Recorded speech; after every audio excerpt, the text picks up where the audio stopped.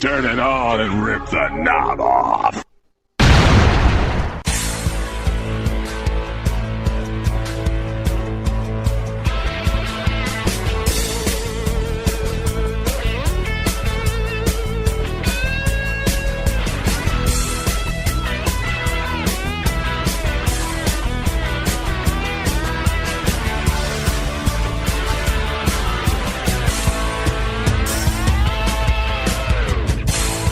Hey guys, and welcome to episode 12 of the Wrestling Memory Grenade. I'm your host, Ray Russell. Joining me once again, Steve Eckstat.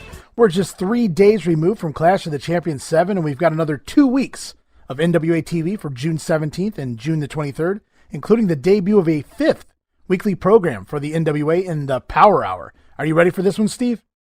Absolutely, man. I'm pretty excited for the Power Hour. Something different and new, and I'm excited to go over it. Yeah, and we'll get there in week 2 this week. And when we finish this week, we're going to be halfway through the year of 1989 NWA. Can you believe that? I can't. It's flying by. Man. Yeah, we're already heading into these. Time flies when you're having fun, buddy. I suppose it does. And we'll be heading into the second half, and we'll have more on that later in the show. But for right now, before we close out the first half of 1989 in the NWA, we'll take this brief break for some important messages.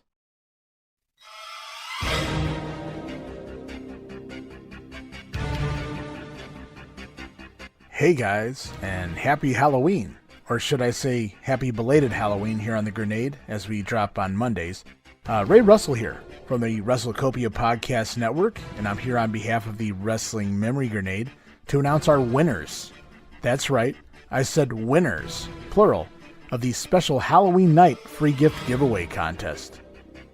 We were offering 2 free prizes, and so we've drawn 2 winners at random. And remember, you too can enter to win any of our future free prize giveaway contests by simply following us on Twitter at Rasslin Grenade. That's at RASSLIN Grenade. And we greatly appreciate a retweet because the more followers we have, the bigger and better the prizes get, and the more often we can run the free prize contests. And okay, let's not keep everyone in suspense any longer. The winner of our first prize giveaway of the certified Arn Anderson autograph promo pick, and the winner is... Congratulations to MGB Graham from Good Cop, Bad Cop Wrestling Podcast. He's at Good Bad Wrestle. That's at Good Bad Wrestle. Thank you, MGB, for being a follower and listener of The Grenade. We appreciate your support, and we hope you enjoy your prize. And now it's time for winner number 2. And the winner of our second free prize giveaway here for Halloween night for the Tito Santana autograph promo pick. This winning prize goes to at Aaron Sheik. Aaron Sheik. The Aaron Sheik. I get it. Nice. So congrats to you, Aaron. That's at Aaron Sheik. Thanks for following The Grenade.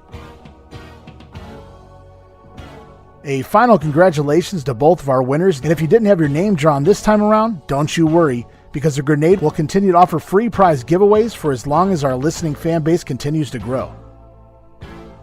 So tell your friends to follow us, make sure you continue to follow us for chances to win plenty of future free prizes very soon. I ask everyone one final time to please continue to like and retweet our posts. It's that ever important word of mouth, or in this instance, tweet of fingers, that keeps us growing. And tell your friends to give us a listen and a follow at Rasslin Grenade. That's at RASSLIN Grenade. Congrats once again, and happy Halloween.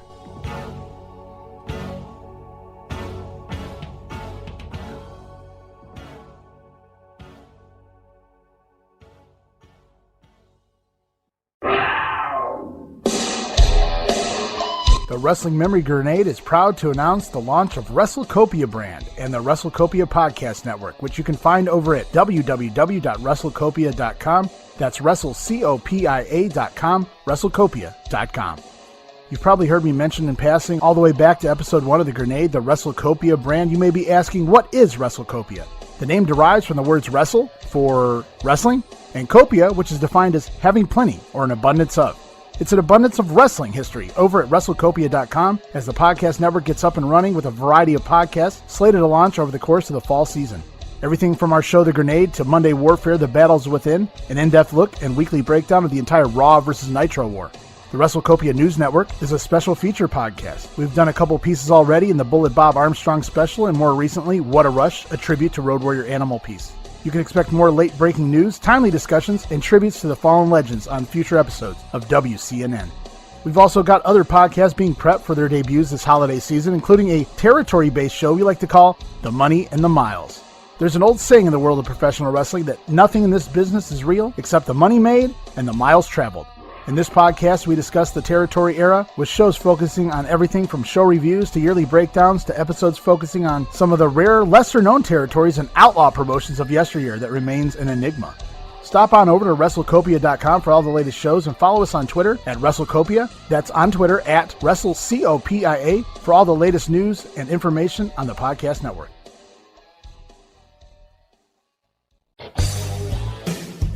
On behalf of the Wrestling Memory Grenade and the WrestleCopia brand, we are proud to announce our very own Patreon account. We encourage everyone to stop on over to patreon.com/WrestleCopia and check out an amazing 14 tiers. And depending on your budget, we have everything from as little as a $1 tier to as much as a $100 tier. Get you all sorts of exciting offers. It really all depends on what offer you value the most.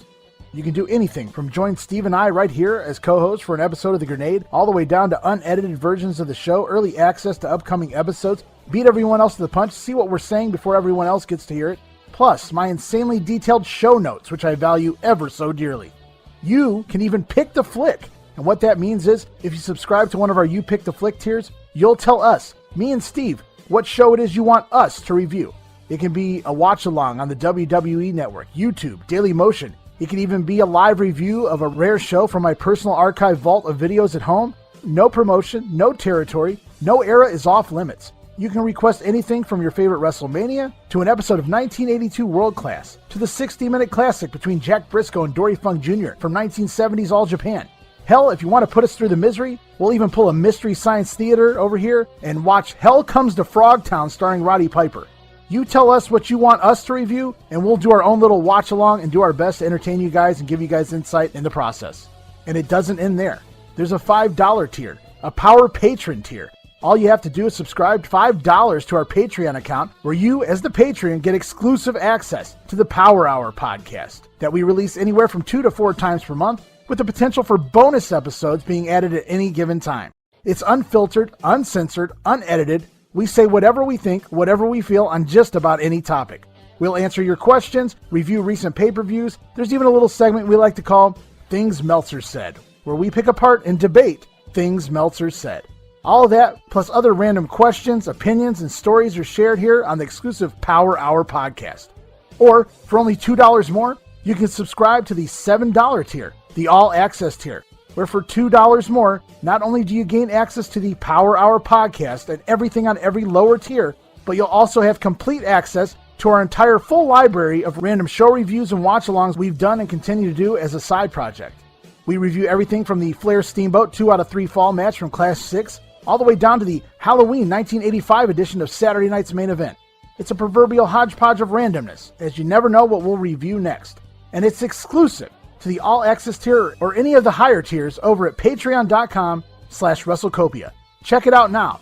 That address again is patreon.com/WrestleCopia. That's WrestleCopia.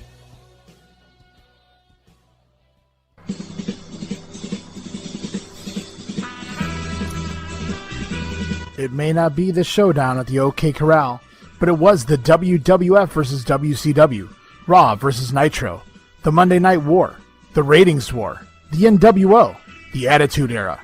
While everyone discusses who won the war, it's truly the battles within the war that made this weekly episodic rivalry so exciting. We break it all down, from episode reviews to backstage news to those ever-important TV ratings. It's Monday Warfare, the battles within, exclusively on WrestleCopia.com.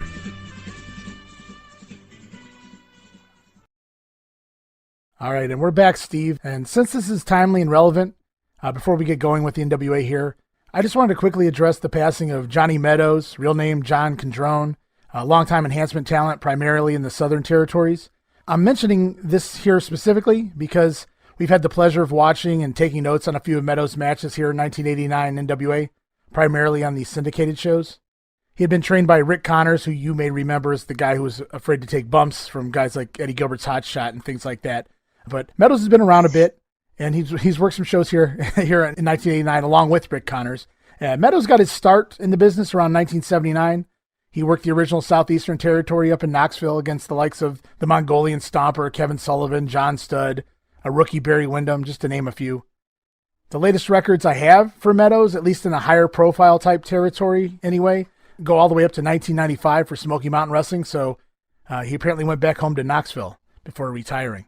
And according to his social media, or at least his family's social media, Condone died of COVID-19 complications way back on Tuesday, October the 20th. And it should be noted that Condone he wasn't just a wrestler. You know, he was a Dove Billboard and Grammy-nominated ASCAP songwriter. That's the American Society of Composers, Authors, and Publishers, with long-running stints in touring bluegrass groups like Tranquility Express and the Roan State Boys. So he had a musical background as well. He wasn't just doing jobs in the ring. Condone was around 60 years of age and had been apparently been fighting the virus since late September, according to the Daily Times. Condone had been on a ventilator support since around September 28th. So I just wanted to mention that here on the Grenade, since we've seen him in recent weeks here when we were doing reviews. So I just want to say R.I.P. to Johnny Condone and best wishes to his family. Yeah, absolutely. Sounds like he was quite the connoisseur there. Music and wrestling. Sounds like he lived quite the life. So yeah, thoughts and prayers with him and his family, and rest in peace. And we're going to move on now. We're going to move into the weekend of June the 17th, and we're just 3 days removed from Clash of the Champions 7, Guts and Glory from Fort Bragg. And we kick off the show here with the NWA Pro show for June 17th, and right away we go into the ring with Wild Bill Irwin in action. Gets a win over Bob Emery here pretty quickly. Typical heel squash, pretty solid, nothing special. Irwin wins with that bicycle pump kick in about 2.5 minutes. And post-match, Irwin whips Bob Emery with the bullwhip. Ricky Santana actually comes out and makes the save, and it was just, match was kind of there. I like the addition of Ricky Santana at the end, but other than that, a nothing match. Yeah, absolutely. And little did I know at the time, this is going to be the start of a TV syndication feud between Santana and Irwin. So we'll talk about that more going forward, but yeah. Yeah, they definitely make it. Bill Irwin's not a very good, very good squash match guy here. But they need these kind of guys to build up for the bigger names to defeat, the jobber to the stars, if you will. Bill Irwin's a good hand, not necessarily an entertaining wrestler, but he gets the job done. Yeah, absolutely. He is what he is. And like you said, do you need those names to help out those upper echelon talents? So if you give somebody some credibility, it just makes it easier for you to make those wins seem more important. Yeah, and I think as you mentioned here with the Santana feud, this syndicated feud anyway, it really enhances both of them because they're feuding amongst each other. It makes them both relevant. And no matter who comes out on that, they both look like decent level players here for guys like Terry Funk, who we'll see wrestle Ricky Santana later on, and things of that nature. So I'm happy to see them doing something with guys on that level. And we move on in the show with the music video, Dynamic Dudes music video. It seems like they get a new music video every week. And this week, it's the Hippie Shake, for goodness sake. They're rolling around on motorcycles doing 5 miles an hour and shopping for helmets after the fact. And they're standing in the motorcycle shop looking at these helmets, and they put them on and they look at each other and they act like they're scared. Oh my God, you're wearing a helmet. And then they start shooting each other with finger bang guns. And I don't know how this is supposed to get the Dynamic Dudes over. Yeah, I have no idea either. We've talked about this ad nauseum as far as what this does for them, and it just doesn't work. It's sad that somebody with the talent of Shane Douglas and even Johnny Ace to a degree, he can do some things if it was a better situation, but this does absolutely nothing to help anybody. And I think you had mentioned to me maybe off the podcast that you'd pointed out that a lot of these guys, they get vignettes on the way in, but once they get in, it's sink or swim. They're in the ring and going at it, getting themselves over. Like I said, sink or swim. However, the Dynamic Dudes here, they've been in action for weeks now, if not a couple months. It almost feels like anyway. And they still have these weekly music videos being pumped out for them. And that's the power of Jim Ross and the gimmick he wants to get over, I guess. Yeah, absolutely. He's lucky they have somebody on the booking committee that's invested. I know all of them, some of these talents just come in and they are what they are. But when somebody who's on the committee creates your gimmick and gives you everything, and it's his idea, that you're going to get as many chances as needed. They're lucky in that sense. Yeah. And my final note for this video initially was, this is the worst video yet. But then I saw next week's video, so I scratched that out for here. We'll get to that one when we get to next week. We move on to the next match. It's the New Zealand Militia, Rip Morgan and Jacko victory over George South and Mike Justice here. They come out in fatigues, furry white and black boots, boomerangs, a canteen that they pour water all over themselves. They're almost doing a crazy gimmick. I want to liken it to the Bushwhackers in that they're kind of crazy and wacky and from New Zealand, except they're not portraying baby faces or cartoon characters for the kids. They're just crazy heels, I guess. And if this is, the Sheep Herders 2.0, this is not a very good version of the Sheep Herders. Absolutely not. The only thing of relevance that they did here was put the boomerangs on top of their heads after they got their names announced, which I thought was pretty funny. It looked cool. Yeah. They switch it up going forward. It seems like they do something different each week, but they come up with something I'm not different. A fan of the Militia at all.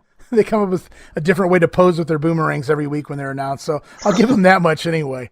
I thought Rip Morgan had a good look, but there wasn't a whole lot of substance there as far as the wrestling goes, and the gimmick really didn't fit Jack Victory at all. But it's still an upgrade from the janitor costume from Secret Service Jack Victory, so I'll give him that much.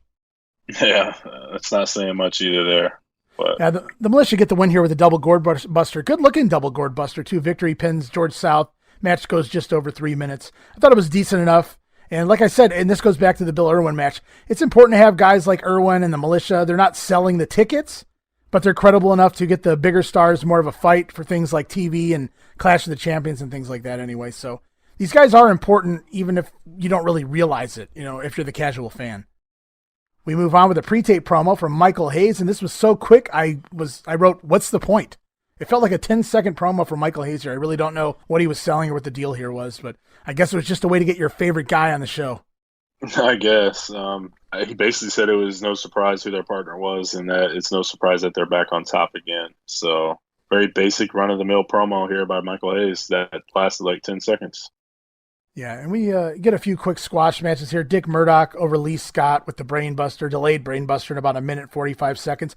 Lee Scott looking ripped here in the ab department, and I know he's only like $120 soaking wet to begin with, but it just looked like he even trimmed down even more or cut himself up a little more in the ab department. So Lee Scott, I don't know. I said it before. Murdoch is just so crisp, and for some reason his arm drags caught me here in this match. Like his arm drags looked great. They weren't Ricky Steamboat-esque arm drags. They just looked realistic though, and everything Murdoch did, even when he was goofing around, he just was so good, and he did everything so flawlessly, so nonchalantly. Even when he does kip-ups, it's like no big deal. He doesn't sell it. It's almost like someone with dry humor. They're waiting for you to get the joke. And it's like Murdoch's wrestling, and he's waiting for you to realize how good he is. He doesn't really have to sell it to get it over. So good little win there for Dick Murdoch. He's not really doing anything right now, but good win. Ranger Ross takes on the Raider. Doug Gilbert gets a win here. Ranger Ross continues to impress me. I know I say this every episode, and I still don't know what goes wrong when it goes awry for him. But at one point, Doug Gilbert picks Ranger Ross down in a head scissors, and Ross does a headstand, balances himself on his head to escape the head scissors. I thought that was cool. Solid run-of-the-mill squash once again. Combat kick ends it. Ranger Ross gets the win, 2 minutes, 10 seconds. And we're off to Joe Pedicino Knows. And they're hyping the Boston Garden Great American Bash card coming up, I think, July 8th. And we're going to have one of the Triple Chance Battle Royals. The main event, Terry Funk versus Sting, which, I put that right up there with Terry Funk versus Ric Flair. You get Ricky Steamboat versus Lex Luger on the undercard, plus the Roadies and SST. And if I'm in Boston, I know I'm probably a WWF fan if I'm living in Boston. But I'm there for this one. Yeah, it's not for a lack of effort. Them trying to fix the house show business. It's definitely not for a lack of effort. Right, and that was a disappointment, that when I was reading the Observers, because I just assumed that they were, starting to really make a turnaround as far as ratings and ticket sales. And no, it was actually the opposite. They were still losing viewers or certainly not gaining any viewers. And the ticket sales were extremely down throughout the entire Bash Tour. Maybe not the pay-per-view, but most of the rest of the Bash Tour, except for maybe some of the bigger cities. I'm not really sure without diving into all the financials. But it was very disappointing. And by the end of the Bash Tour, that's when Ric Flair steps in and says, enough is enough, and Ric Flair takes over the book. We'll get to that come August when things turn around with the ratings and all that good stuff. But it's I I'm not saying anything's bad though. Like, it's been a really good stuff, but it's like you've said over and over and over. Just because it's good, it's it's a lot easier to lose viewers than it is to get them back. Yeah, and I think too they're choosing the wrong places to go. When you totally dismantle your house show business, I would go to where you can draw or they're more receptive to your product. I'm not going to Boston, Pennsylvania, and those places. I'm hitting up North Carolina, South Carolina, the Mid-Atlantic area. I'm going to those places I know I can draw, and they'll probably be more forgiving and understanding, and they'll give you another chance. This doesn't make any sense to go to WWF territory and hoping to God that I get it, you got to expand at some point, but you don't go to those places and hope to God you make a decent payday at a house show. That's stupid. And I think the NWA did do okay in a couple of the WWF cities like Philadelphia and Baltimore at points here, but I don't know their track record here in Boston. I don't know when they first came to Boston or how they're doing. And I can't say for sure without, again, going back and looking at the financials, but I feel like this is when Jim Cornette even says some of the big, the main arenas that you would expect them to do well in, like Greensboro, Charlotte, maybe even the Omni. I'm not sure. The tickets there didn't even do that well because Cornette was kind of going off of these matches. I don't know that they were all, on every single show of the Bash Tour, but yeah, it was similar shows. I like to think Funk and Sting and then Luger and Steamboat and whatever else you got going, Roadies and SST. I don't know. I just feel like maybe the Atlanta or Greensboro would be more willing to give that a shot. I don't know. It'll be interesting when I start reading through July and kind of getting Dave's figures as far as the gates, and I'll see if I can find something that I'm sure Jim Cornette's posted something in regards to that. I know he's mentioned actual figures and things and compared them to like 87 Bash Tour and whatnot. So I'm curious to go back and we'll look more into that in the next few episodes of the Grenade.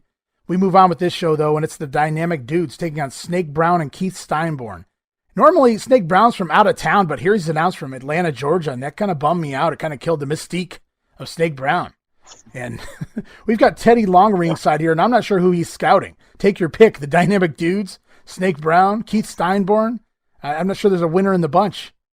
And well, I will say though, like Teddy Long's been out here for such a long time that it just makes you wonder now. We know he has a team. I think it's even announced maybe next week's, not on next week for us, but as far as TV goes, he has a tag team, but you still see him out scouting. I know this stuff was taped ahead of time, but I would have liked for the commentary to say, you know what, Teddy Long has his team. He's just out here scouting to get game plans ready, pivot and transition it to something like that. And that would have made more sense because he already has a team. He already's bringing in guys. Why the hell is he still out here scouting? He's going to have a roster of 6, 7, 8 people. It didn't make a lot of sense.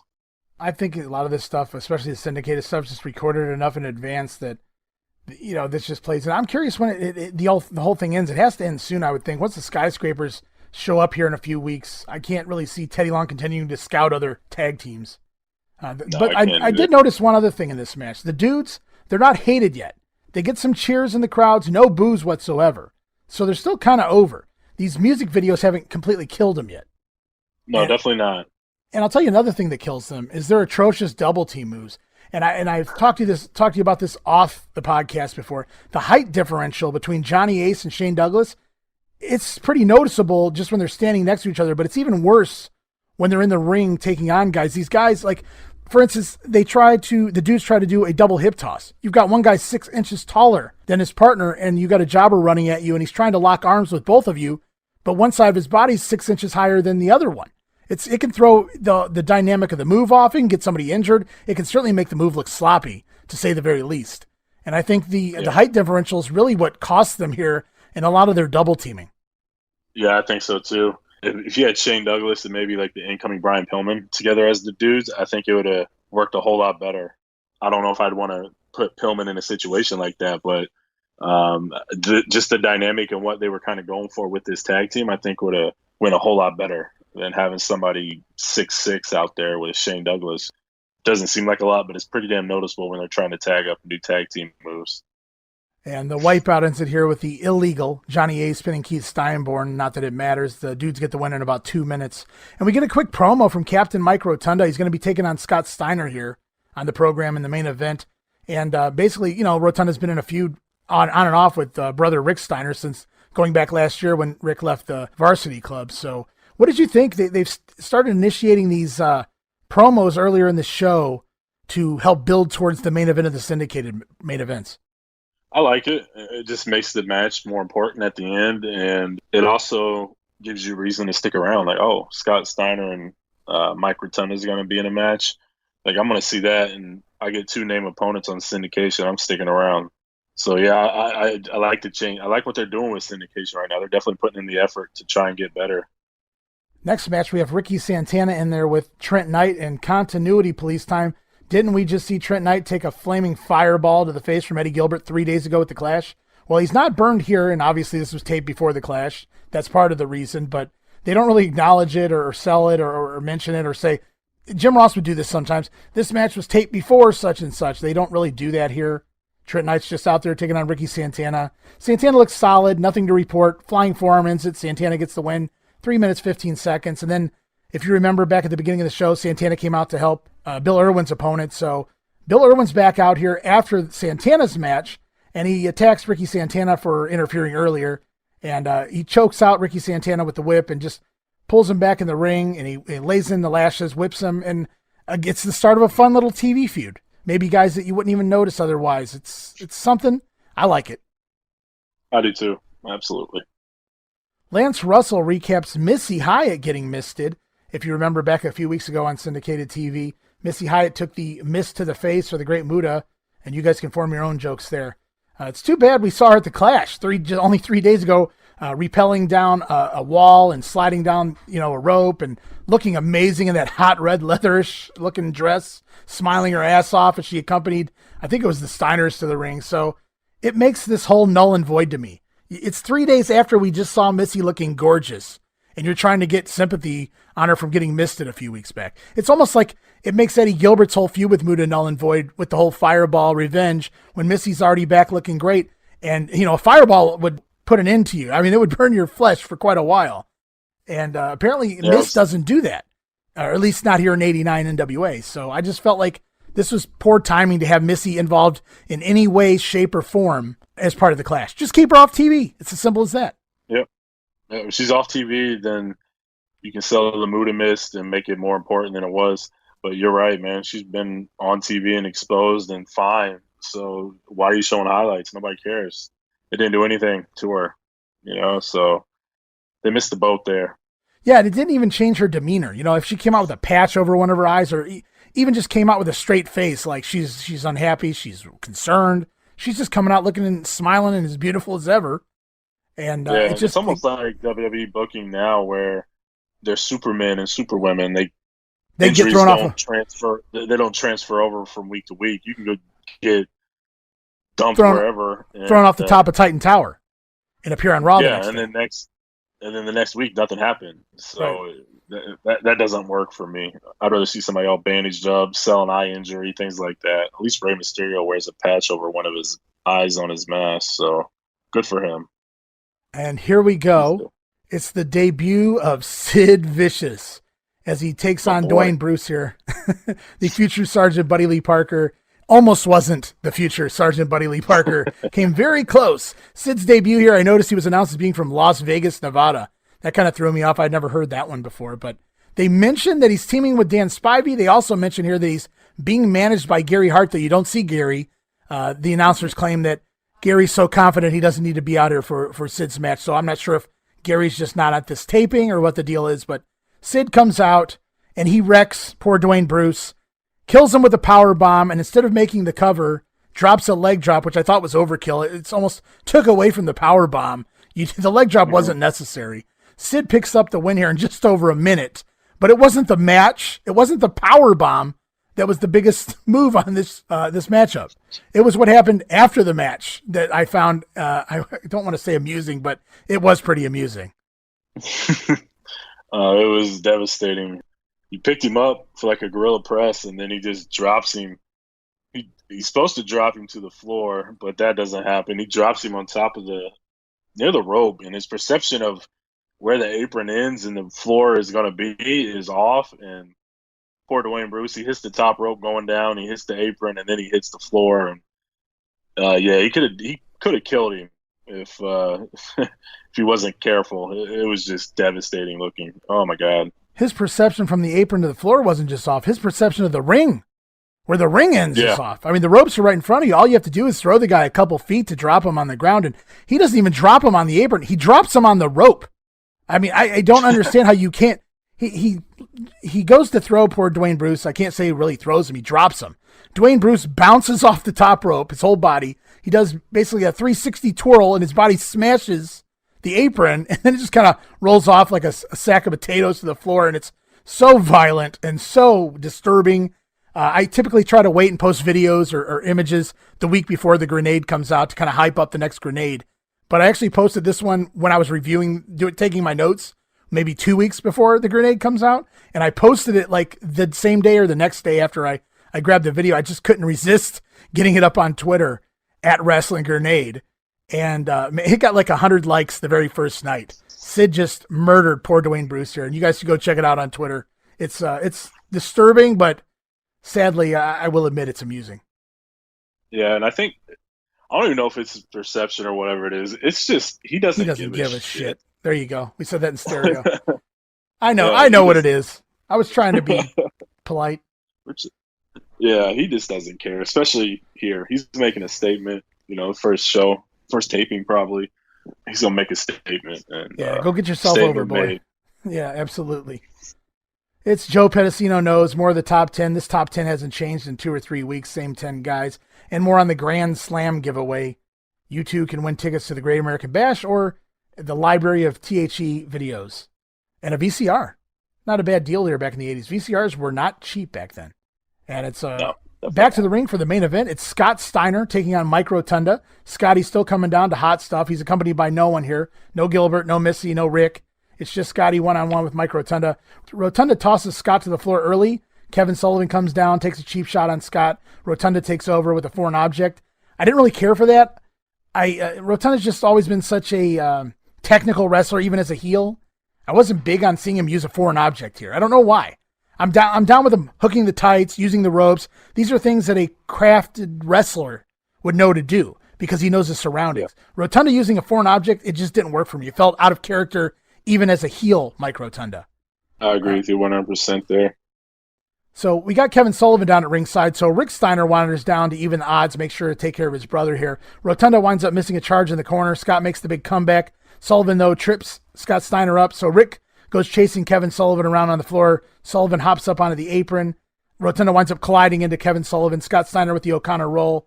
But Rotunda reverses it, grabs the tights on Scott Steiner. Mike Rotunda shocked the hell out of me. Rotunda really hasn't even barely been on TV since the Wrestle War. But Rotunda gets the win here over Scotty with the hook of the tights in 6 minutes and 40 seconds. And I thought this was the perfect amount of time to accomplish what they were going for here.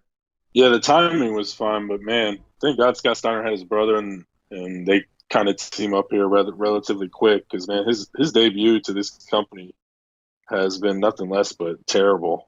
They completely dropped the ball with a guy with this talent. Yeah, he debuted, and I can't remember if he jobbed to Kevin Sullivan or he just looked like shit at the end of the match with Kevin Sullivan. I think he didn't he lose to Michael Hayes or something along those lines. He's been jobbing to people you shouldn't be jobbing to, and he's been getting stuck in these jobber to the star tag teams with Ranger Ross, Randy Rose, guys like that. No disrespect to those guys. I mean, but you know where they are on the card, and Scott's getting stuck with those guys, and they're losing. Scott might not be the one taking the pin in those matches, but he's still coming out on the losing end. So it's like, if it hadn't been for Rick, I don't know. I don't know if they were making Scott pay his dues or what was going on here, because you could see the talent from the beginning. Oh yeah. And he was over. Crowd loved him. I mean, even before he was with Rick, like they seen him work and they're like, holy cow, this guy's good. Yeah. So it wasn't for like nothing. I don't know. It's weird. Thankfully he overcame it and the rest is history. So good for him. But he didn't get the good enough ball to run with at the beginning, No, definitely not.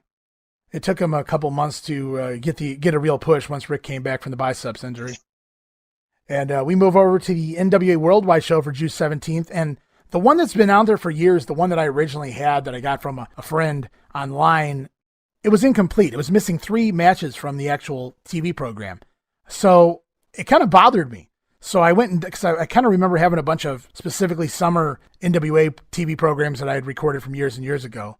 And I went and dove into my storage unit and I pulled out a tape. And lo and behold, June 17th, 1989 Worldwide was on it, and it's complete.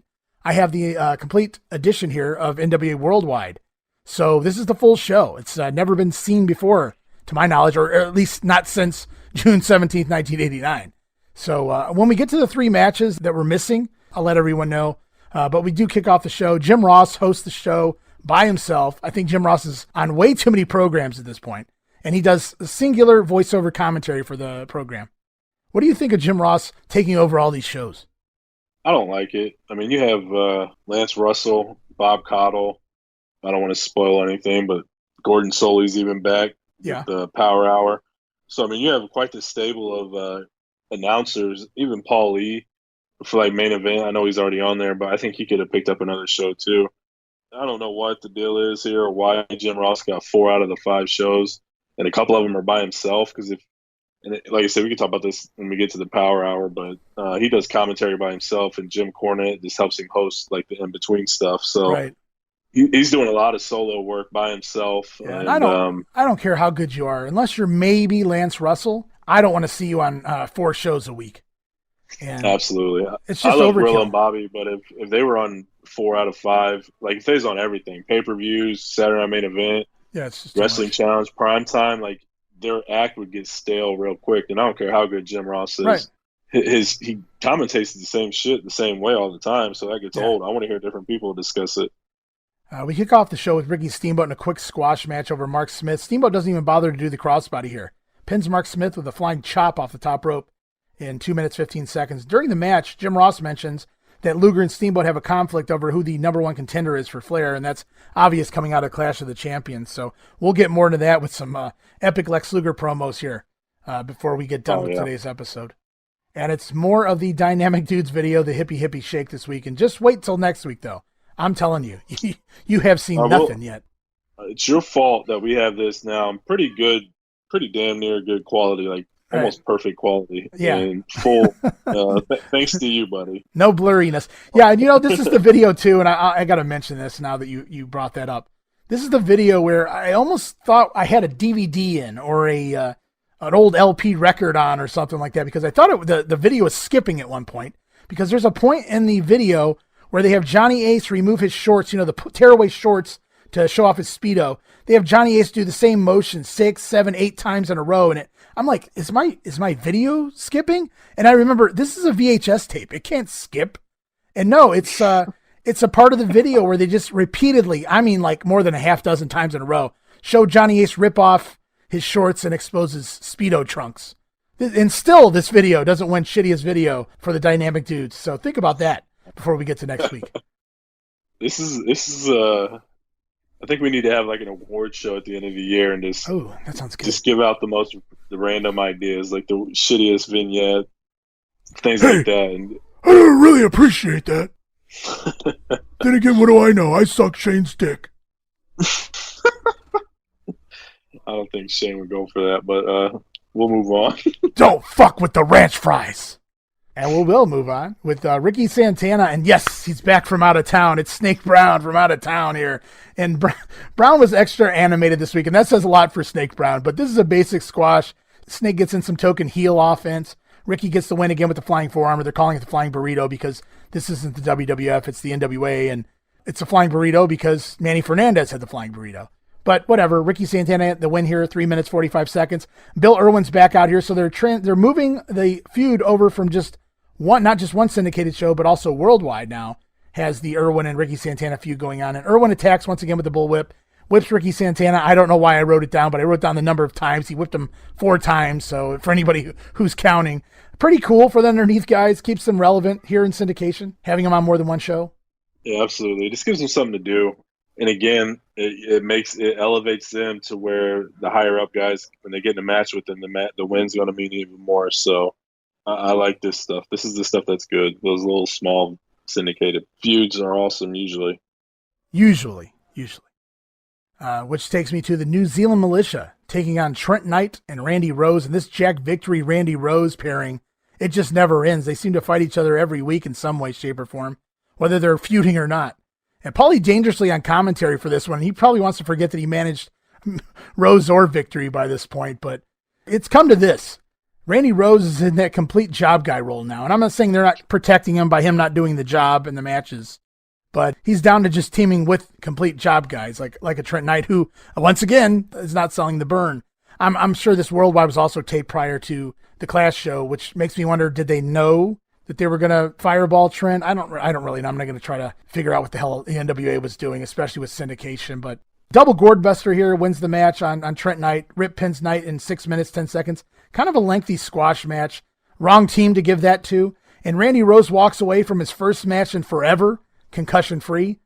And it might continue to be his first match in forever because there's a couple more Randy Rose matches coming up and the poor guy takes more lickings. But I thought for sure they'd work in the boomerang to the head spot on old poor Randy here, but that's coming too. Yeah. Poor Randy Rose. It's Joe Pedicino knows. I don't know if you paid attention when Jim Ross threw this to Joe Pedicino here, but he called him the round mound of sound. And I got to say, I know that was Joe Pedicino's nickname. I think he even gave it to himself, I guess, just because he knew what was coming anyway. Kind of poke fun at yourself before everyone else does. But Jim Ross must have got a kick out of being able to call some other man the round mound of sound. I think JR probably played an intricate part in getting Pedicino hired just so Ross was no longer the fat announcer. Yeah, you're probably not wrong. He definitely did get to him. And I know Pedicino did a lot of work prior to getting to the NWA here. So he had that nickname before, but you're probably right. Jim Ross like, hey, let's hire this guy. I can see it happening. And now we get into the part of the episode that was missing. It was just uncovered, like the Blair Witch Project tapes or something like that. See how old I am? What I reference? But anyways, we kick Blair things Witch off. Project? Yeah, sure. They remember they uncovered the tapes in the forest. I said, do you see how old I am? The things I go back and reference. So I found this, I uncovered this tape. Remind me to think of when they uncovered the Blair Witch tapes. So, I guess. Hey, I remember the Blair Witch Project. And what we got here is actually 3 matches in a row and a promo in between that were missing from the file or the episode that's been out there in the tape trader world and just online, YouTube, things like that for many, many years now. And nothing really fancy here, nothing special in these 3 matches, but it fills another gap, in wrestling history. So I'm pretty happy about that anyway. And the first of 3 matches is Captain Mike Rotunda over Bill Holiday here. Kevin Sullivan on commentary. He doesn't even really discuss their feud with the Steiners. He's out there really just to put over the Funk and Flair program. Kevin says Mike Rotunda is captain still. And the varsity club's disbanded, so they ask, Jim Ross wants to know the captain of what? And he says he's the captain of the ring. So for now, at least Mike's the captain of the ring. By 1990, he'll be captain of a boat somewhere. I don't even know if we ever even see the fucking boat. But that's neither here nor there, I suppose. Rotunda continues. He's the captain of Rick Steiner's boat. It could be. That's scary. That's he got scary. When he won the TV title. You just made me imagine Mike Rotunda and Rick Steiner in a bathtub together. I want to unsee that thought. Dear God. Mike Rotunda with the shipboat captain hat and Rick Steiner playing dive. Booga going under the water. Oh, Norman my God. Oh, no. Norman comes in. Oh, yeah. Then Dan Spivey brings in a 6-pack. It plays little howdy doody on your coconut. Oh! New meaning to the word coconuts there, too, with all that going on. But we'll move away from all of that. It's getting a little disturbing. I thought Mike Rotunda continues to be more aggressive here. Ever since Wrestle War, ever since he kind of lost favor in the booking department, not really getting a whole lot of stuff thrown his way. He was off TV for weeks on end. He is back here, gets a butterfly suplex, and wins the match in only 1 minute and 7 seconds. So Rotunda does get back on TV, at least in the last few weeks. He's back with Sullivan. They're not the varsity club yet. They're still a team. I don't even want to try to make heads or tails of that right now. And just like on Pro, how we got a Mike Rotunda promo before he took on Scott Steiner in the main event, here we get a Gary Hart and Great Muta promo. They're getting ready to take on Dick Murdoch later in today's main event, and this is what they had to say. Later on today, you will have an opportunity to see what many say is the mysterious Muta's ultimate challenge at the hand of the redneck, Dickie Murdoch. They say no one can stand toe-to-toe with the redneck from Texas. But I have a message for everybody. Stay tuned and watch the Great Muta destroy another one right here on your television screen. I thought that was simple but effective, nothing special, but I also wanted to include it just because it's a piece of missing history it wasn't out there until I found it. So I just wanted to give everybody a little soundbite of that anyway. And so we got Muta and Dick Murdoch coming up later. I'm surprised he didn't bring up all the racist, stupid shit that he likes to bring up, considering he had the feud with Bob Orton and Gary Hart was managing him. Also, I want to say Muta looked awesome here. He had that one of those Japanese masks on, and he just looked awesome. Right. It could be like a comedy type mask if you do it that way. With Muta having it on, it just added to the mystique of him. I thought it was cool. Another match that was missing in action before now was the Steiner Brothers taking on Keith Steinborn and the Raider, Doug Gilbert under a hood. They do a spot early in the match where the Raider ducks a Scott Steiner clothesline, but stands up and runs right into eats Rick Steiner's clothesline instead. So I thought that was fun. Just a simple spot, but it was fun. It was very Rick Steiner-esque of the times. And Rick also has fun with Steinborn's hair here, grabs him by his ponytail and whips him around a little bit. We'll see him do that even more on the Saturday night program. But the Steiners, one of my notes here were just the Steiners are scary strong. Just the way they pick these guys up without any hesitation. They don't need their help or aid in getting them up. They just kind of pick them up in one fell swoop and throw them across the ring. Yeah, it's scary how strong they are and what they're capable of. Two badass individuals. And they do a weird combo spot here. I've never seen them do it again. Scott Steiner picks up, I'm not sure who it was. It might have been Steinborn, but it was one. It doesn't really matter who. He picks one of them up for a running power slam, and he charges into the corner, and Rick Steiner comes jumping off the middle rope with a knee, and he plants it into the back of the job guy as Scott Steiner's coming down with a power slam. Really weird spot there. It was kind of dangerous, too. But then both guys tried to take turns offering the other one to pin. They both wind up both covering the job guy. And then Tommy Young refuses to make the count because both guys are covering. It was a pretty decent match. Rick Steiner with the overhead belly-to-belly on Steinborn. Then Scott tags in and also hits his rolling belly-to-belly. And the Steiners get the win in just 2 minutes, 6 seconds. We finish up the trilogy of missing matches here. Another simple squash. It's Hacksaw Butch Reed over George South. They're still selling Reed as being with Teddy Long here, so I'm not really sure how that works. I know the plan was to put Reed and Simmons with Long before that got changed, and it changed to the Skyscrapers, but at this point on commentary, it's kind of sold that Butch Reed's going to be with Teddy Long, even though he's not at this point anyway. Reed gets the win here, diving shoulder block, 2 minutes, 16 seconds over George South, and we'll return right here back to the footage that's still out there. It's out there, I believe, on YouTube or things of that nature. And it's Joe Pedicino knows, and he talks about the Midnight Express returning to the NWA, and also the NWA Top 10, which still hasn't changed. But for anyone curious, I'm going to run down the top 10 right now.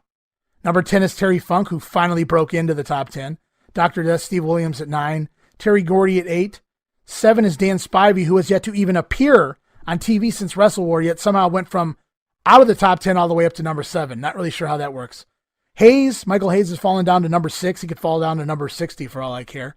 Eddie Gilbert's up to 5, and I can't think of a match he's even won in months, to be honest with you, unless maybe a tag team match.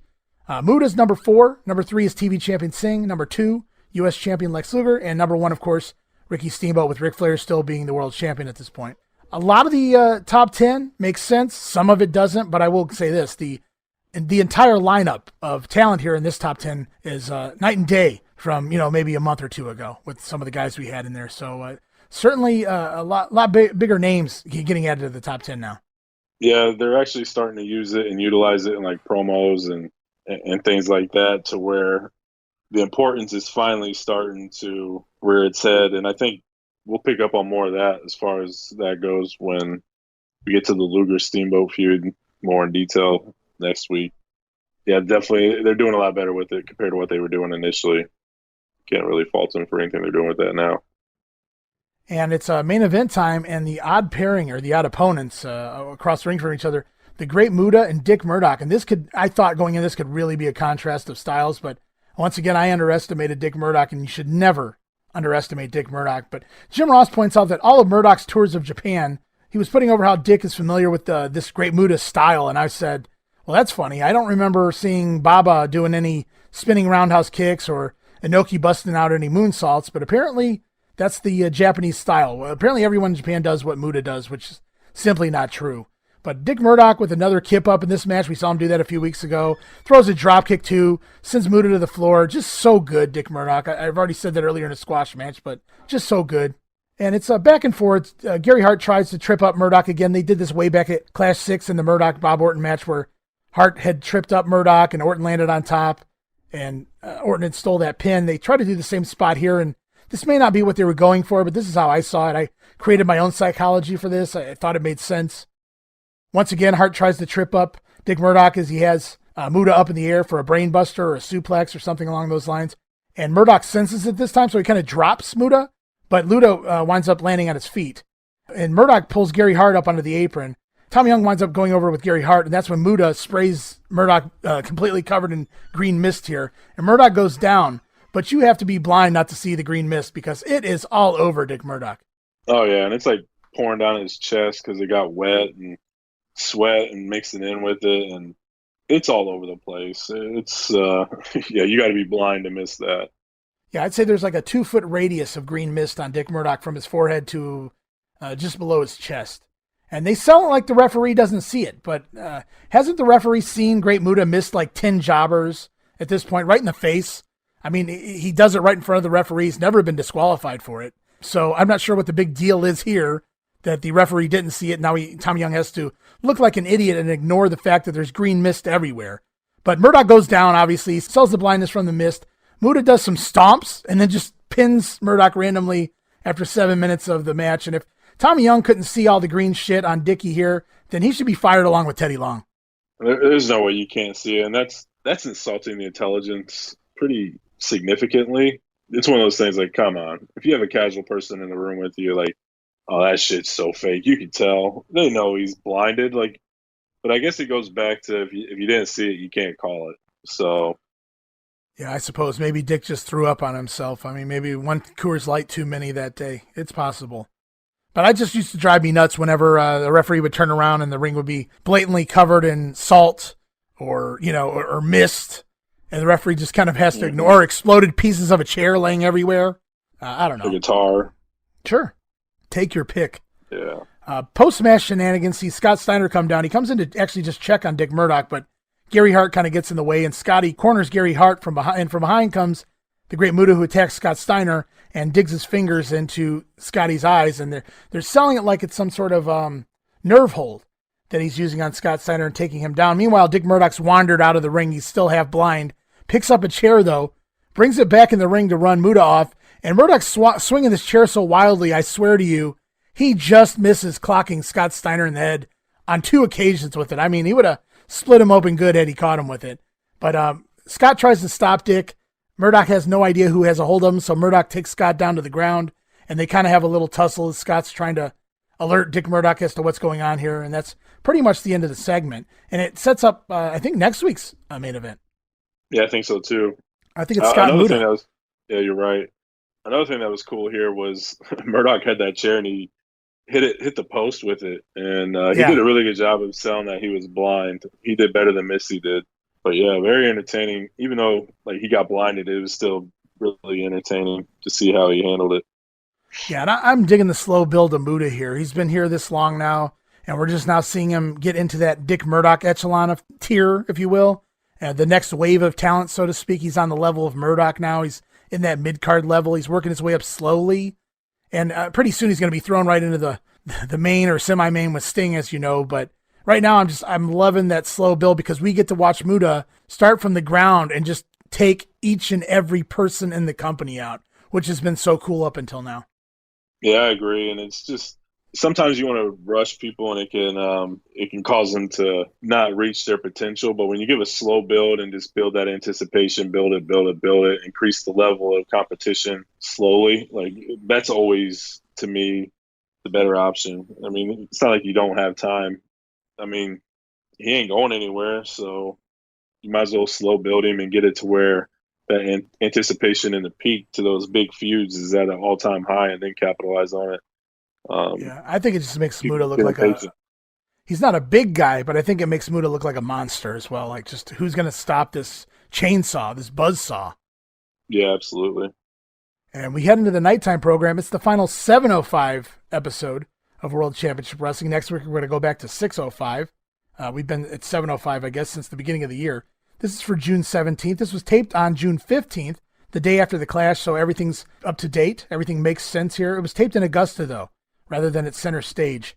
And so we're in a real arena here with kicking things off again with the Dynamic Dudes, once again in the ring with Snake Brown and the Raider. The New Zealand militia wind up coming to ringside because that's a feud everyone wants to see. They also used this match to announce Nikita Koloff's wife has passed away. And they actually put an address up on the screen to send flowers and cards to. And I'm all for the sentiment. And it's sad that this has happened. But why not give it its own little segment between matches rather than in the middle of an actual match? If they had time to edit in the address like they did and do the Jim Ross voiceover, then they had time to splice in a minute or two segment of Ross talking. It just seems so weird that you're in the middle of a match and they literally take a screenshot and put it over top of the match. You can't see the match at all. This address is not over top of the match. It's just on, like, I don't remember, a blue backdrop or whatever. So they've cut away from the match. So instead of doing this between matches, I thought it was really weird. They did it here over. I'm not complaining it was the Dynamic Dudes match, but they do it here over the match. It just seemed really weird to me.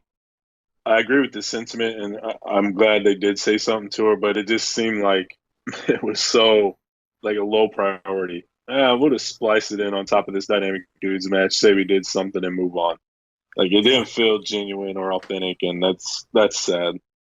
Yeah, I'll agree. You know, I'd make a joke here that they even did it during a dudes match. I mean, there's nothing funny about this, obviously, but it just seems, it just felt really, really weird that they chose to do this during a match. And speaking of the match, the finish sees both dudes in the ring. They're looking to do a double team move here. And Shane tries to slide under the legs of Snake Brown. And for some reason, his momentum just stops halfway through underneath his legs. So Shane starts to slide under Snake and his body just stops all at once. So Shane has to kind of like push his hands and finish sliding through behind him so that they can land a double drop kick and a wipeout on Snake. Johnny Ace gets the pin on Snake Brown. Match goes 2 minutes, 52 seconds. Dynamic Dudes pick up the win here. I know we trashed the dudes, but they're not getting – I mean, they've gotten it a little bit. And I feel like those matches were better, like the Lee Scotts of the world. But fighting somebody like Snake Brown and things like that is definitely – the Raiders solid. Doug Gilbert's a solid performer. But wrestling somebody like Snake Brown's not going to help somebody like the Dynamic Dudes. You need a couple of guys in there that can go fast and keep up the pace with them. And Snake Brown's not that guy. So they didn't get any favors here this week with that match. Yeah, Snake Brown's more of a character job guy. He's not out there to make you look good taking bumps or keeping up with you like a Ricky Steamboat or against the Rockers or something like that. He's not going to keep up with the flow of the match, and he doesn't here with the dudes either. Not that their pace is anywhere near the speed of a Steamboat or Rockers, but it is up-tempo, and Snake's just not in that. He can't handle that department. He's good for a quick junkyard dog squash. It would be perfect there. Not only is the match going fast, he can handle some headbutts, and obviously it's gimmick versus gimmick. I could see him, going in there and doing the 1 minute squash to Sting. No issues there. But yeah, in this instance, he's fought the dudes twice now on just this week, and he's not doing them any favors. Just poor placement of the job guys for the dudes this week. We move on to highlights of Ric Flair interview from Clash of the Champions 7. It's at home. Jim Ross, of course, interviewed Ric Flair, and that's where Flair announces that on July 1st, he will have a press conference and announce his future in the business. And it's either going to be retire and vacate the NWA World title, or he's coming back to defend it, and we'll see what happens on that. That'll be the next episode of The Grenade. It's on to Terry Funk in the ring against Cougar J, and Gary Michael Capetta announces Terry Funk is being from the Double Cross Ranch in Pecos, Texas. And Jim Ross has to be a wise ass on commentary and point out that Pecos is not near Amarillo. It's actually Canyon, Texas. So there you go, Jim Ross. Correcting guys that can't hear you, can't defend themselves, you asshole. I'm glad I'm not the only one who feels that way about Jim Ross. No, definitely not. Typical solid Funk squash here. Running pile driver ends it in about 3.5 minutes. I've seen online a lot of people quote this match as being 5 minutes. I don't know what that's about. I mean, it's just a 1.5 minute difference on a squash match. Just kind of threw me off. It made me question, like, what, is there something missing? But it didn't appear so. So I'm pretty sure Terry Funk gets the win here. Cougar J in just 3.5 minutes. And Funk was really getting some heat here. Fans were throwing shit at him, and I don't know if you caught at the end of the match. Funk gets in the face of a fan, and this fan just dead stares him down. And there's like a 10-second stare down between the two. And just as Funk starts to walk away, this fan just goes, "Fuck you." I just thought that was so funny. The audio, can't pick up the audio, but you can't mistake what he says to Terry Funk either. And it was I thought that was kind of funny. Yeah, I did too. I thought it was great. Funk just stares at him. He doesn't move. He doesn't flinch. He does nothing. He's like, "You're not going to do anything to me. I'm not going to do anything to you." He knows, obviously, but he sold it great, and that fan did get that FU in there. But yeah, awesome segment right there. A segment that wasn't awesome, maybe the only non-awesome Terry Funk segment since he's been here in the NWA, follows this match, and it's just really a promo that I feel like Funk probably thought about in his head. He thought it sounded good, but the delivery, I'm not, you know what, this is an opinion. I didn't care for it very much. I just thought like it was kind of too far out there, and some of Terry Funk's promos can be out there, but they're still damn good. But this one's just, I don't know what he was really going for here. He tells the story of a dream he had where he was sitting with his dead father on a porch. Some lady wanders up to their house who had been in an accident in her limo. I don't know why it was a limo, but she hit what she describes to be a jackass. But Terry Funk corrects her that was no jackass with the long floppy ears and the big nose and the horrible breath and things like. No, that was Ric Flair that you hit with your vehicle. And he kind of moved away from that at the end of the promo. The end of the promo was okay, but this was probably the only Terry Funk promo so far, and that's a lot of promos, though. They say, a squirrel, even a blind squirrel, finds a nut every once in a while, or an acorn every once in a while.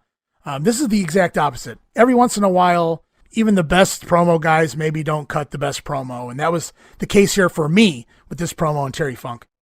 Yeah, I tend to agree with you. I kind of got bored with the whole dream, and it just felt like he must have got a pop from the boys or something in the back when he did the Jackass promo a couple weeks ago, or the fans must have said something to him, so he's trying to come up with another idea or a creative way to say the word jackass, to be like, ha, I can say jackass and not get in trouble, that type of deal.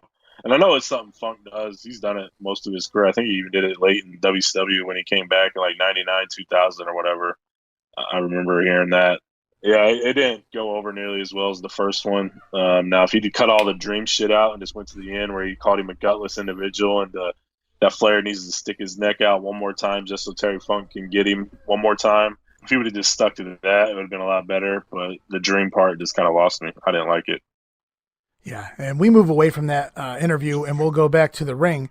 And it's the Steiner Brothers, along with Missy Hyatt and her cleavage this week. My God. And double. And she takes on the Steiner Brothers. You can see where my mind is.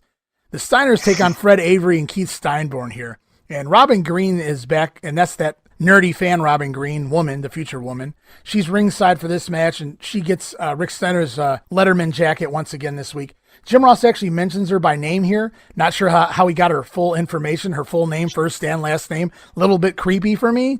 But Jim Ross just casually, we found out her name's Robin Green, folks. And I'm just like, I don't know. I don't know what the whole point of that was. But and if that didn't give it away as a work, then I don't know what is. A name, Robin. I got when this shit was a work a long time ago. Just her Say by the Bell looking gear. Right, yeah, I get you, but I mean, no, I know what you're saying. Like Green, like, come on. Yeah. If people want to suspend their belief in, okay, yeah, maybe she's just a fan, kind of like Sapphire. That's a plant. You know it's a plant, but you forgive it. But then you say, oh, her name's Robin Green. Like a nerd named Robin Green. Yeah. I'm not buying it. So this match was fun. It was Scott Steiner out there. Single leg pickup on Fred Avery. Just picks him straight up in the air. 300 pounds at least is Fred Avery. And just picks him straight up in the air like a feather. Didn't need any cooperation or anything. Just scooped him and picked him up by the leg. And then Rick Steiner with more fun on Steinborn, grabs him by the ponytail again here on this program, whips him around in circles. I'm betting, and Steinborn was not confronted prior to the match. Rick never went and got his consent to do this beforehand. This was just something Rick decided he was going to do, and Steinborn wasn't going to tell him he couldn't do it. I don't think anybody is. So Rick gets goofy, as if, when does he not? He starts raising up his singlet a little bit, showing a little leg. I wasn't really sure what was going on here. Then he grabs the top of his singlet and pulls it down like he's showing off his boobs. And I was like, what the hell is he doing? I wasn't really sure if he was interacting with Robin Green, but the fans are going nuts, and all of a sudden they cut to Missy outside, who, oh my God, if I hadn't said that already. I don't know, man. Just, was she extra hot this week or what? I think I prefer her the following week, but she was looking just as nice here too. It gets better. Oh yeah. Yeah, definitely. But starting to show more for sure. But yeah, I was like, what the hell is he doing? I just thought he was having a good time. And I initially thought what you did with Robin Green, maybe he was doing something for his girlfriend. And now Missy's down there lifting up her skirt a little bit, flashing her, taking her jacket off and things like that. Yeah, teasing like she's going to show her pumpkins, for lack of a better term, here in this Halloween season. JR calls her outfit bodacious indeed. And he was super pervy on Missy here in 89, and I hadn't really noticed that. Just how he drooled over her. I mean, it's almost weekly that he has either a hidden comment or just a blunt comment about not just putting over how gorgeous Missy was, like maybe Vince McMahon would do over Elizabeth. This is this borderline pervy, some of the things Jim Ross says, where he talks about her. She has the biggest, beautifulest pair of eyes he's ever seen. You know, things like that he said over the weeks. So just seems out of place for a babyface announcer. Yeah, and he said like two things really stood out to me. Like it was like her integrity and her smarts and things like that. So yeah, it definitely feels more like Vince towards Elizabeth than it did maybe Gorilla towards Elizabeth. Gorilla just said she was beautiful and that was it. Elizabeth was a beautiful woman, and it was kind of in a classy, positive way. But when she came out with Vince, it's like, oh my God, would you look at her? That type of deal. Like, you know, look at that. Yeah. I got you. Yeah, pretty much. I remember Jesse, I think at one of them, he was like, at least you don't drool all over like that McMahon does. That's kind of like what JR is doing here. And you know what? I can't say that I blame him. I mean, Missy was smoking hot in 1989. Good Lord. And we go on to a promo from Paulie Dangerously here. He's sporting a tennis racket now, like the one he knocked Cornette out with Clash 7. He knocked him out, and they exposed the tennis racket to have a horseshoe inside of it. And Paulie acknowledges the game of one-upmanship between the SST and the Roadies at this point. And the Roadies had cost the SST their match in the title tournament after the SST had cost the Roadies. Paulie claims the Roadies eliminated the SST because the Roadies feel like they can beat the Freebirds for the World Tag Team titles, but they know they can't beat the SST. So Paul mentions how he took Cornette out at the Clash, and he's going to take Paul Ellering out next. And I think he called himself the manager basher or something along those lines here in this promo. Yeah, he started calling himself the manager basher, and then he said that this means war with the Road Warriors. Oh, yeah. And, this means war! Well, he didn't just say it. He yelled it into the screen, as he does repeatedly in the upcoming match. Yeah. So this is the start of the war shit that he came up with. And I just thought of this applying war games, maybe. Mm-hmm. Is he foreshadowing a little bit to what we are heading to? We'll have to wait and see. I know you know the answer to that. Yeah. And I didn't really pick up on it until I just thought of it right then. But yeah, it seems like he's planting the seeds there a little bit, which makes it a little less annoying. I will say, I thought it was annoying, but now that I think about it, it's actually really good by him. We move into the ring. It's SST with Paulie Dangerously taking on our first look at the tag team, well, at least this week a tag team, of Rock Hard Rick, with no last name, and Mike Awesome. Yes, that Mike Awesome, the future ECW superstar Mike Awesome, the future Fat Chick Thriller Mike Awesome, the future FMW Gladiator Mike Awesome. He's here as a job guy in 1989 NWA. And my first notes for this match is, as SST come down, is the WWE Network music is awful here. It kills the Samoans who are using the Halloween Michael Myers theme, which was just so fucking awesome when they used that theme. And this music, though, I'll give them this much credit, because sometimes, like the Road Warriors music, it sounds nothing like Iron Man.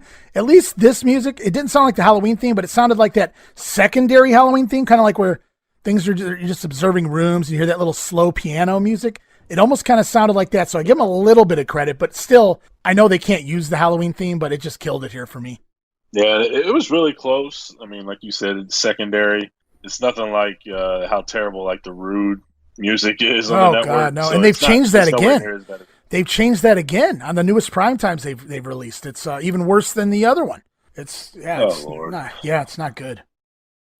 But we're here in 89 NWA, so I'll stick to that for right now. Maybe we'll talk a little bit more about Rude on the watch-alongs or something like that on the Patreon. But the Samoans are out here. They're eating pineapples. They're attacking the job guys. They toss Rock Hard Rick straight into the air, almost like you're going to throw him for a backdrop, but he comes right down on damn near on his head, almost breaks his neck. Paulie Dangerously, like you had mentioned, this means war. He screams this repeatedly into the camera throughout this entire match, and it is irritating to say the least. And it was funny, though, watching Mike Awesome getting manhandled by like the Samoans. At one point, Fatu grabs him by the throat and picks him up in the air and chokes him in the air. And it's so funny to watch Mike Awesome be the rag doll. You know, a guy the size of Mike Awesome playing the job guy. It's definitely weird knowing where Mike Awesome ends up. Yeah, when he picked him up in that chokehold, he just dropped him like in a choke slam. When it's a movie you didn't really see back then. The choke slam wasn't very prevalent. And, yeah, it's weird. Mike Awesome was out there rocking the red and yellow. Hulk Hogan, he is not. No, but they'll let the job guys get away with that because they encourage that, I'm sure. Oh, yeah. Samu here with the back superplex and a diving headbutt. Tags the Fatu, who finishes things off with a diving splash on Awesome, who once at this point, like I said, he's a job guy at this point, so it means nothing. Mike Awesome's just doing a job. The Samoans get the win in 2 minutes, 32 seconds, and then there's some pineapple smashing for fun after the match. And that's another SST squash as Paulie continues to tell us this means war.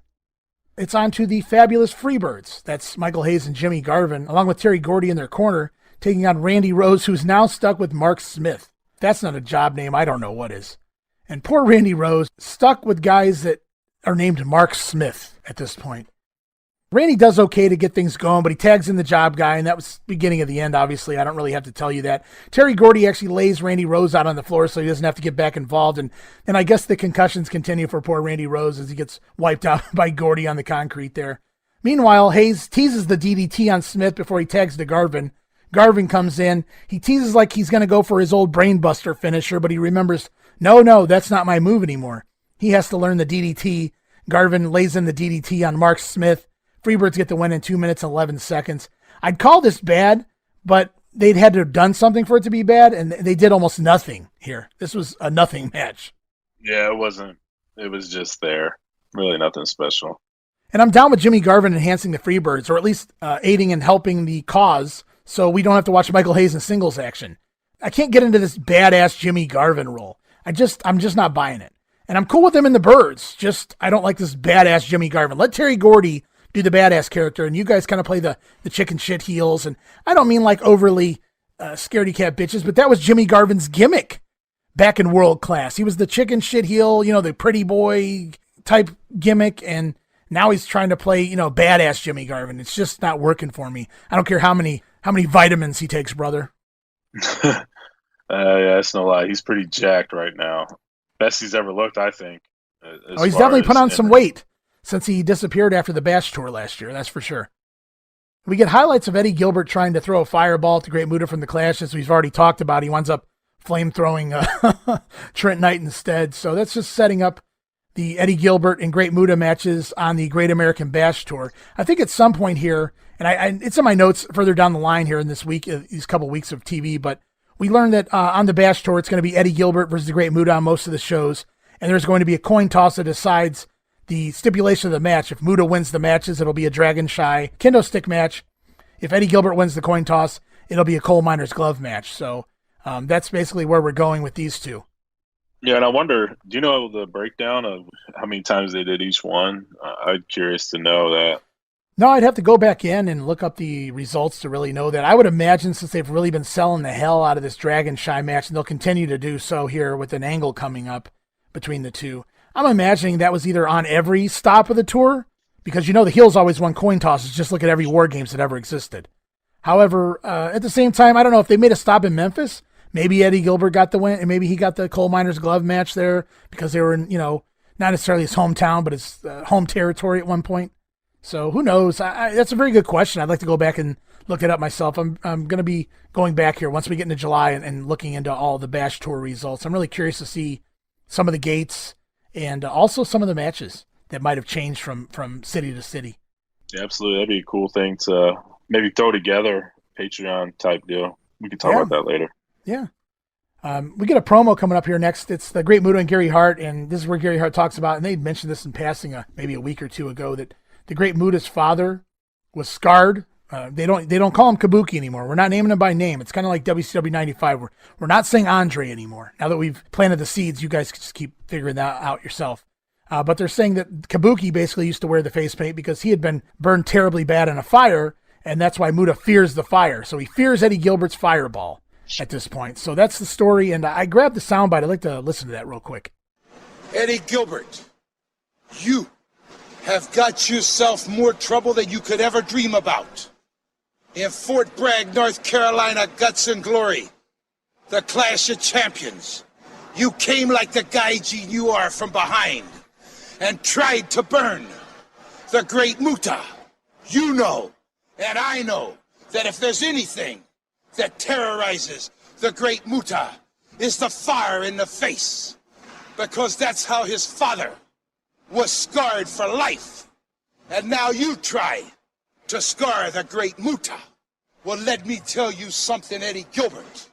The next time you and the Great Muta meet, we know you will bring the fire.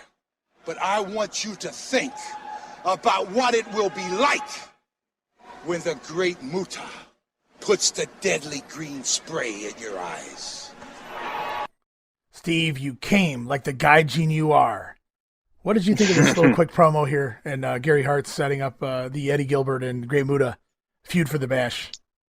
I think Gary Hart, I think he's getting better. I think this is, when I first went through 1989, Gary Hart was one of the guys that stood out as somebody that I thought was awesome. Talk to you more, and the more I pay attention to what he's saying, it does make sense, like what you've told me about him. But here, like, he's just starting to get away from all the stupid shit that he did with Dick Murdoch and Bob Orton, and he's just getting to the point of it's business. It's personal now, but it's also business, but it's personal because you try to burn Muta like his dad got, and that's not acceptable. So he's keeping that stupid crap out and just cutting good promos, and I'm really enjoying it. It's good stuff. Yeah, for me, this is probably Gary Hart's best work since like 1982 with Kabuki and the Magic Dragon. So, but it's funny how the first half, or at least the first several months of '89, I wanted nothing to do with Gary Hart. Even the Bob Orton stuff, I could do nothing but shit all over the promos and just the whole direction he was taking. But it's a completely different direction here with Muta, and I don't know what makes him take different directions with certain guys, but he's the right guy here, and I can only praise Hart for what he's doing with Muta anyway. As we move on with the show, and it's the Midnight Express over Jeff James and Jim Bryant. Tag Team Mania here tonight, by the way. 6 matches so far in the show, and 5 of them tag team matches. And they hit a nice-looking Vegematic on James, and the match ends in 2 minutes, 23 seconds. Decent squash by the Midnight Express. I think they're still trying to get their the rust off a little bit.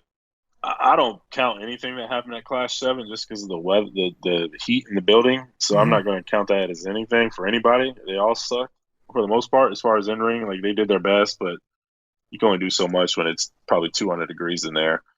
But, yeah, I think they're still getting that rust knocked off a little bit. Up next, it's our first TBS look. I think, yeah, because he just debuted at the Clash. So this is our first look on TBS, a Saturday night program. At Norman the Lunatic, he takes on Bob Emery here. Teddy Long comes out. He's the keeper of the keys. He's holding the keys in the air, and it's what controls Norman. Norman doesn't want to go back to the insane asylum, or wherever the hell he came from. And so Teddy Long's holding these keys. It's what keeps Norman from going crazy. It's what controls Norman here, because he knows that if he steps over his boundaries, he's going back to the home or whatever you want to call it. But if he's truly crazy, how do those keys control him? I don't understand that. That's a plot hole to think about. But Norman heads to the ring. He's brushing his teeth, or what's left of his teeth, and they get a close-up of him basically brushing his missing teeth area. And out of nowhere, he just spits slobber, saliva, whatever, all down his face. Absolutely disgusting as he enters the ring. And Jim Ross lays in the comment once again that Teddy Long and Norman have one thing in common. They're both missing all their front teeth. So I got a kick out of that, but just disgusting stuff here from Norman the Lunatic upon his entrance into the ring here. Yeah, pretty disgusting.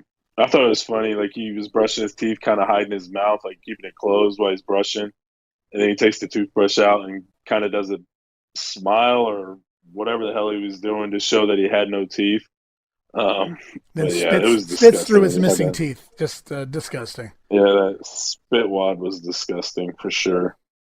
So the match doesn't go very long, but in the middle of the match, Norman does a middle rope splash, but rolls out of the ring, and it looks like he was trying to elicit fans to chant lunatic or crazy or something of that nature at him. That's what they've been going for, trying to get the fans to do that with the reverse psychology. Don't call Norman crazy. Don't call Norman a lunatic. It's not really working. He hasn't caught on yet here. The fans aren't really chanting anything. Norman's playing it up like they are, though. He winds up getting back in the ring and nailing that avalanche in the corner. The old Karachi Crunch ends it in about 1 minute and 28 seconds. And post-match, Norman bites on Emery. He starts going crazy now. He's lost his cool. And Teddy Long, he starts feeling his pockets. He's feeling his pants pockets. He's feeling his jacket pockets. Where the hell did those keys go? And Jim Ross on commentary trying to sell it. Find those keys! And Teddy can't find the keys. And Norman's basically, he's eating poor Bob Emery here. So finally, Teddy finds the keys, though. And Norman immediately calms and backs into a corner and calms down. And everything is okay in the world for now anyway. And I don't know that Norman is the one to make this work. I like the gimmick to a degree. I don't like everything about the gimmick. I like parts of the gimmick. I like the keys controlling, the man. I just don't know, based on those vignettes we saw, those Norman vignettes. Yeah. I just don't know if he's the right guy to get this over. Yeah, he's definitely, for his size, he can really move and do things that you don't really expect somebody that big to do. But the gimmick itself is just so terrible. I wonder whose idea this was. A gimmick like this, you need somebody that's invested and willing to put in the time and effort to make it work. Yeah, I just don't think he's into it, and that takes away from it. Yeah, and with the influx of talent they have right now, all of the talent coming in, you really can't afford to be picky or choosy with the gimmick they're giving you. You need to get out there and get it over whether you're into it or not. And obviously this doesn't necessarily work out in the best way for him. He'd go on to turn babyface, he'll go on to become a trucker, and then he'll go on to get fired or let his contract expire because I guess Ole Anderson, by the time he took the book, he absolutely hated Norman, so he couldn't wait to see him go. And he's gone by the beginning, right before Dusty comes in 91. But he's there for about 1.5 years, believe it or not. Unbelievable. Yeah, it's crazy. Yeah. You got me running around my house doing that stupid shit, and it's funny, so I appreciate it. It's promo time with the Road Warriors and Paul Ellering, and the Roadies don't get mad, Steve. They get even. Well, Paulie dangerously and a Samoan. How do you feel, chumps? See, nobody messes with the Legion of Doom and gets away with it. We not only get mad, we get even. So every time you turn around, you're going to see our face right in the middle of yours, and there ain't nowhere to go, nowhere to hide. We ain't going to rest till we kick their butt. Tell them, Hawk. You know, there's a little island. It's really kind of a hellhole. It's called Samoa. But I'll bet it's looking pretty good to the Samoans right now. After what we did to you, you want to get back in a banana boat and get right back there, I'm sure. And when we get done with you, Precious Paul has come up with a magnificent idea. Since everybody else is taking upon themselves to offer Mike Tyson a challenge, me and Animal are extending a challenge to Mike Tyson. If a football player can fight him, so can we. Tell him, Paul. You know, I've been a gambler all my life, Paulie Dangerously. And I'm not forgetting you too, Freebirds. I've been a gambler all my life, and I can tell one thing, and one thing only, and that is that desperate money never wins. And gentlemen, you're all betting like you're desperate. You're betting like you're scared of these two men, because deep down, you are scared. In your dreams, you're scared. And they got even with the SST at the Clash, cost them the chance at the World Tag Team titles. And Hawk says the SST want to get back in the banana boat and leave the States, and basically claiming the SST are now scared of the Roadies and they want to escape, get away. Hawk extends a challenge also to Mike Tyson during this promo. Really goofy promo. Hawk was all over the place, more so than usual, and not in a good way. I liked Ellering's portion. Hawk was all over the place, and he didn't make any sense at all on what he was trying to sell. Challenging Mike Tyson and calling Samoa a hellhole. Wasn't really a fan of that. The banana boat, he's getting his gimmicks in there. Animals was Animal. I will say Animal's face paint here was just awesome. That neon yellow looking color was awesome as a highlight to the black. Other than that, Ellering was the best part of this whole promo. Yeah. We get highlights of Lex Luger attacking Rick Steamboat from the Clash, and then we get a promo following that up with Lex Luger. Jim Ross conducts it with Lex Luger. And I actually recorded this soundbite, and I want everybody to listen to it because it's a really good promo. There's even a better one next week. We'll get to that later on. But before we listen to this, I just want to preface this by saying I want everybody to listen really closely to the beginning when Jim Ross introduces Lex Luger. There's an overdubbed voice here from Jim Ross when he's talking, and it says something along the lines of, it was out of character for Lex to do what he did to Ricky Steamboat. It sticks right out at you. It's clearly not what Jim Ross said, and I kind of caught it when I heard it, and as I was recording the audio, and I went back to edit, I really noticed it, but I'd already watched the video, so I really haven't went back yet to see what he really said or what the hell was said there. I don't know if he said the wrong guy's name, he wasn't thinking, or what the hell happened there, but it's very, very noticeable when the promo first starts. Jim Ross announces Lex Luger and what he did to Ricky Steamboat. So take a listen to that, and we'll talk about the Luger promo on the other side. That I was as shocked as anybody else, because it was totally out of character, in my opinion, for the total package to do what you did to Ricky Steamboat. You know, Jim Ross, the total package Lex Luger's heard a lot as of late. I've heard about why did you do that to Ricky Steamboat. Poor little Ricky Steamboat. What Ricky Steamboat is a victim of circumstances. Because for a year and a half now, I've been catering to other people. I've been catering to these ingrates out here, always trying to please them and not myself. And when you hang with them, all you come up with is a handful of dirt. Well, from now on, the total package is reaching for the stars. The total package is going to become what he always should have been, and that is the premier wrestler in the world today. The greatest athlete in the world today. Because I've got the looks, I've got the physical characteristics, I've got everything it takes. I am the greatest wrestler alive on the face of this earth today. Now, Ricky Steamboat, you slid in the back door, you had what was mine. Now you say you're number one contender? Not a chance, Ricky Steamboat. I'm coming after everything the sport has to offer. Ric Flair, either you wrestle or you give up the belt. One or the other to the king of the hill. And that is the total package Lex Luger. You know something?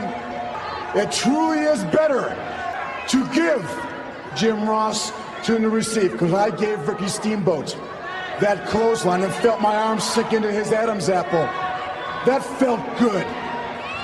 And when I went and grabbed that chair and whacked him across the back of the neck and the vibrations came through my arms, that felt good. But you know, it's like a shark that just gets a little bit of scent of the blood.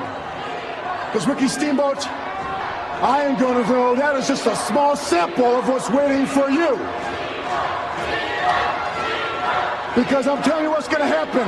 I'm going to go into a feeding frenzy. Ric Flair always said he was the dirtiest player in the game. Not anymore. Because I've learned a lot in the last year and a half, and now you're looking at the dirtiest player in the game. The total package, Lex Luger.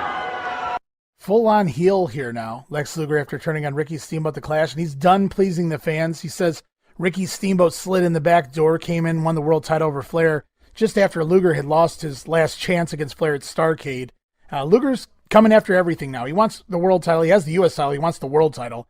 And I'm not going to sit here and praise this promo too long. It was a great promo, but I'm not going to praise this too long, only because I know what's coming up next week.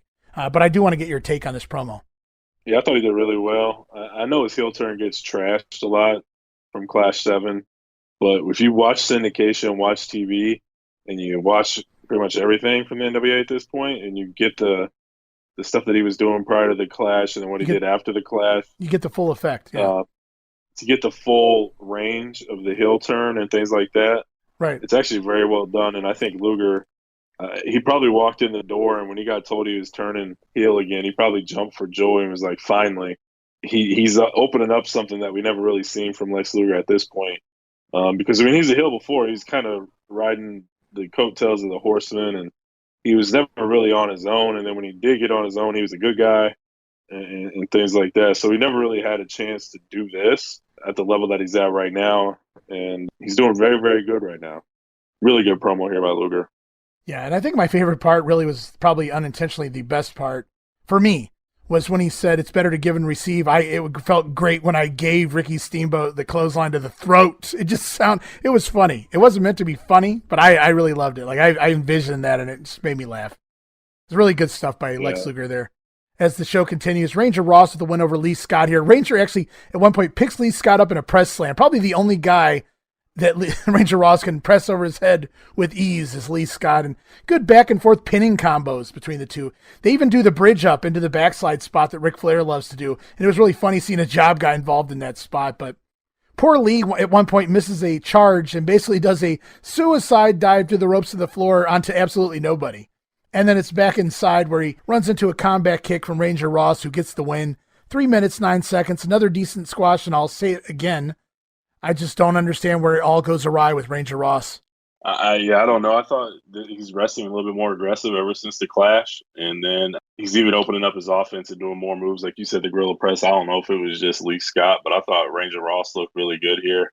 And again, that could just be him being in the ring with Lee Scott, though.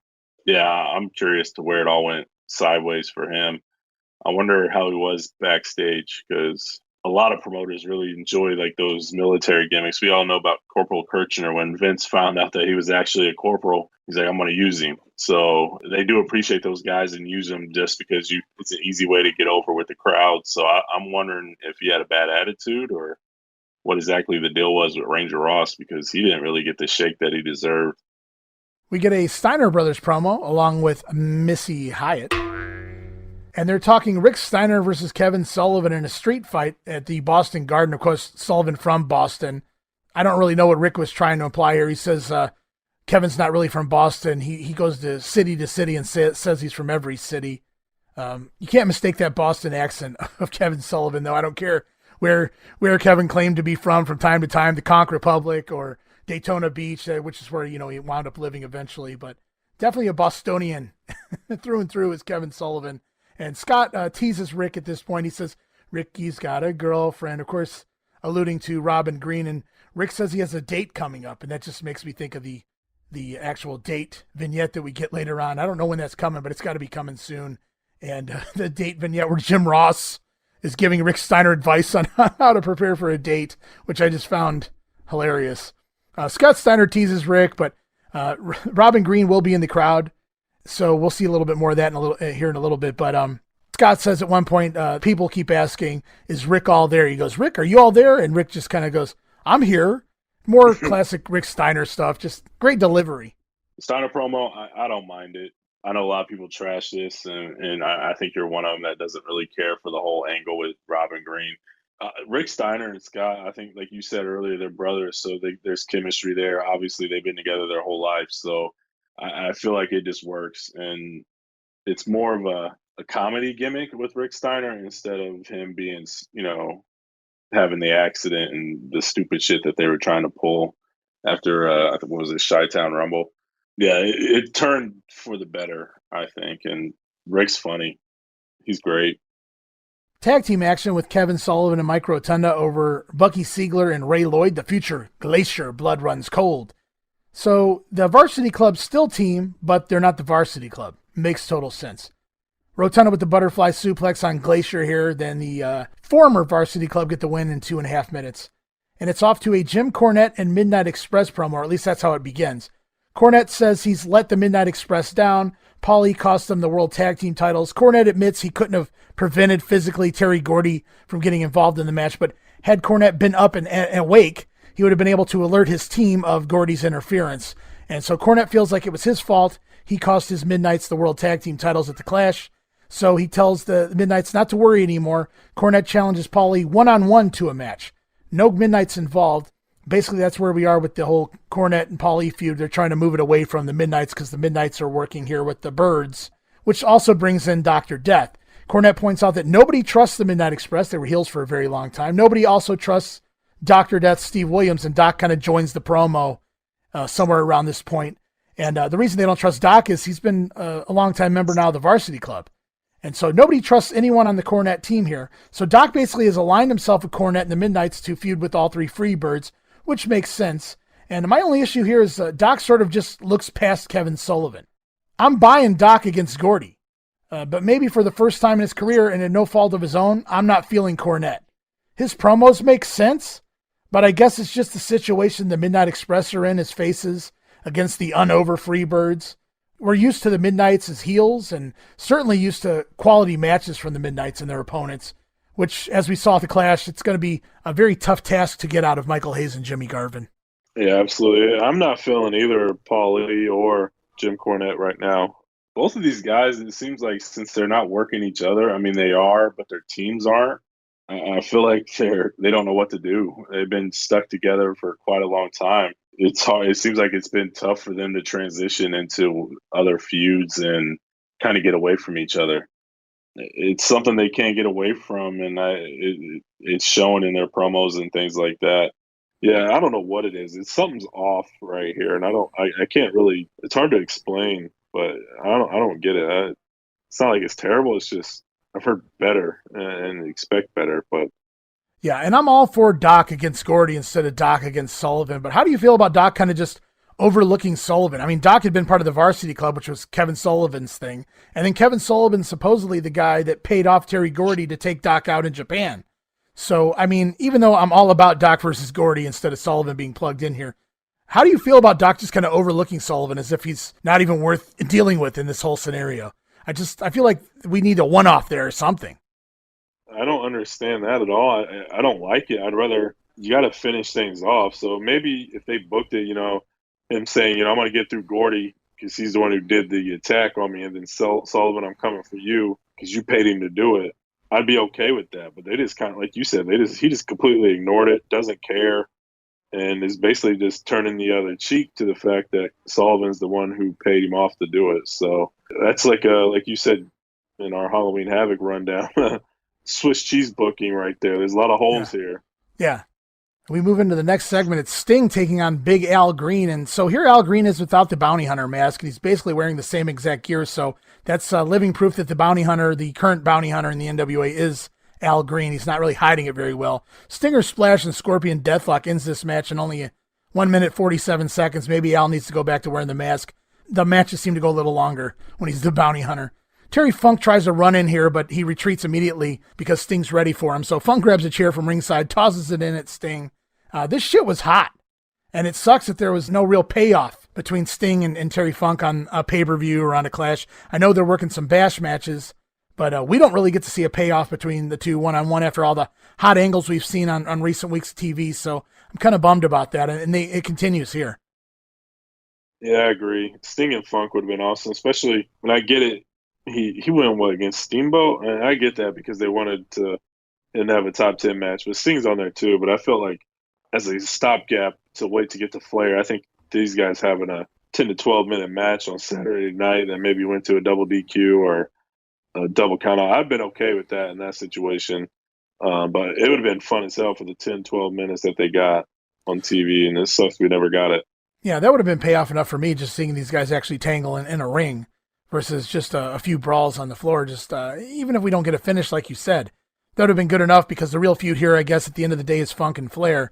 So Sting's just kind of a stepping stone to that, so to speak, not to disrespect Sting at all, because I think this match I'm as equally as interested in as I am with the Flair match.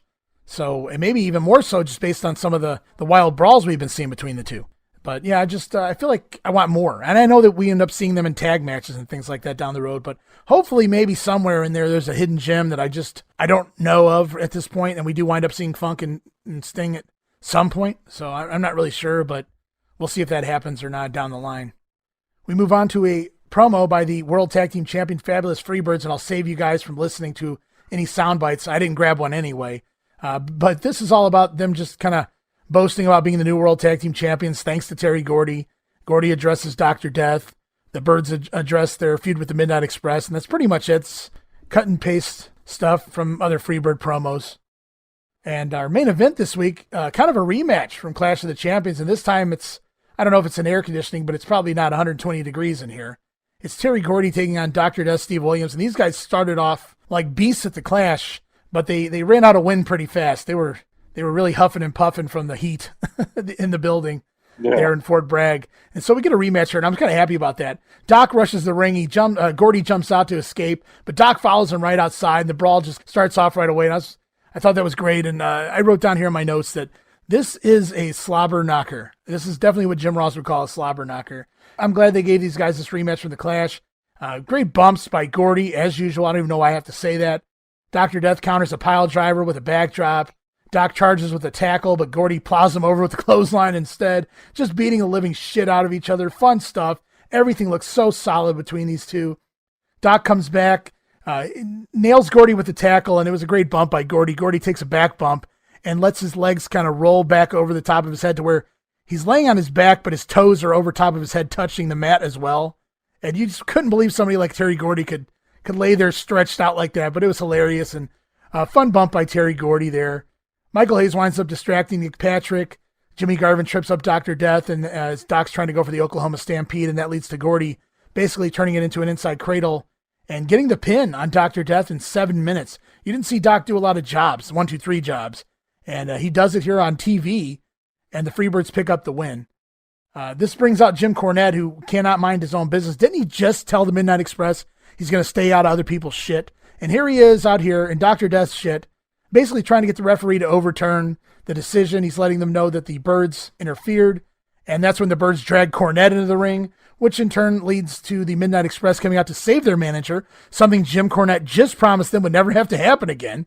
And this leads into all sorts of guys running out. So we got the Birds, the Midnights, we've got the New Zealand Militia coming down, Dynamic Dudes down there. At this point, I'm like, what the hell is going on? Are they incorporating, and I knew this wasn't on the pay-per-view, but I just was wondering, are they incorporating the Dudes and the Militia into some of these maybe house show war games or something? I'm not sure if they even did any war games on the house show tour, but I was like scared for a minute. Like, what the hell? Why are the New Zealand Militia being lumped in with the Birds and the Midnights?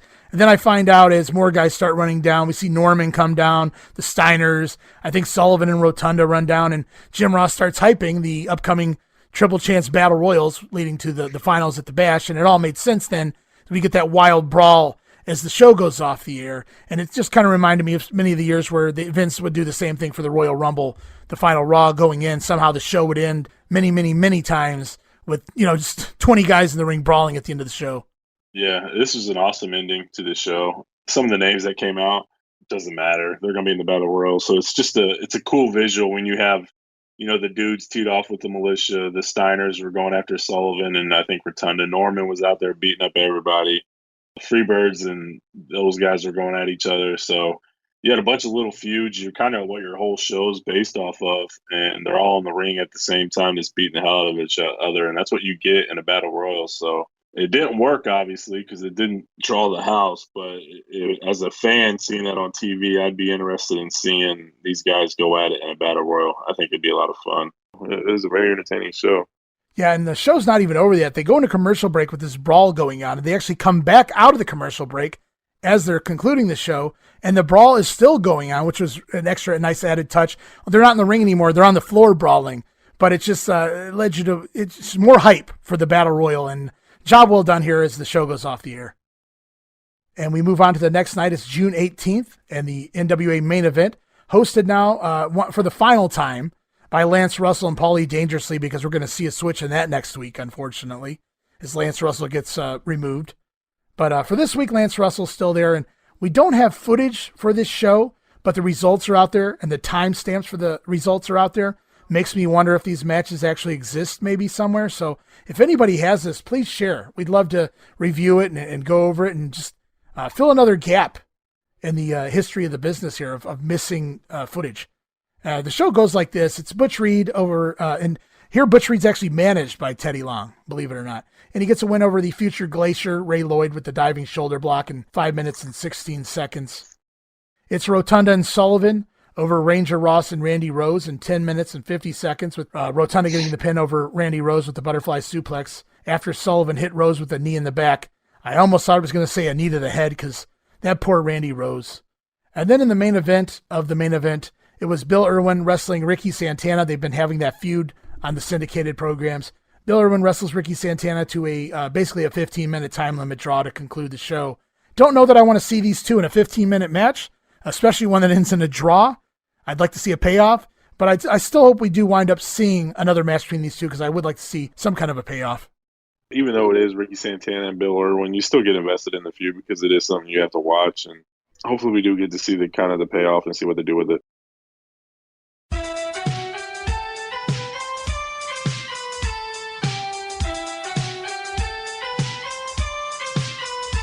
I want to give a big shout out to the one and only Retro Network. That's the Retro Network. You can find their site over at theretronetwork.com. Join Jason, Mickey, and the crew as they do a deep dive into eras gone by, and especially the 80s and 90s. 2 decades I'm happy to admit I grew up in. The Retro Network offers a little bit of everything for everyone who's looking to relive those youthful memories, grab hold of that nostalgic feeling, or for you youngins out there who want to see what the fuss was all about. We're talking podcasts, music playlists, articles covering everything from movie reviews to toys to cartoons and everything in between. They even have great holiday-themed posts going on. There's great videos featuring segments like the Wax Pack Flashback, where they unseal decades-old trading cards. I find myself having fun every time I visit, and there's always something new for you to enjoy every day you pop on there. You can follow the Retro Network on Twitter at TRNSocial, and their website again is theretronetwork.com. Please come relive your childhood with Jason, Mickey, and the crew at theretronetwork.com.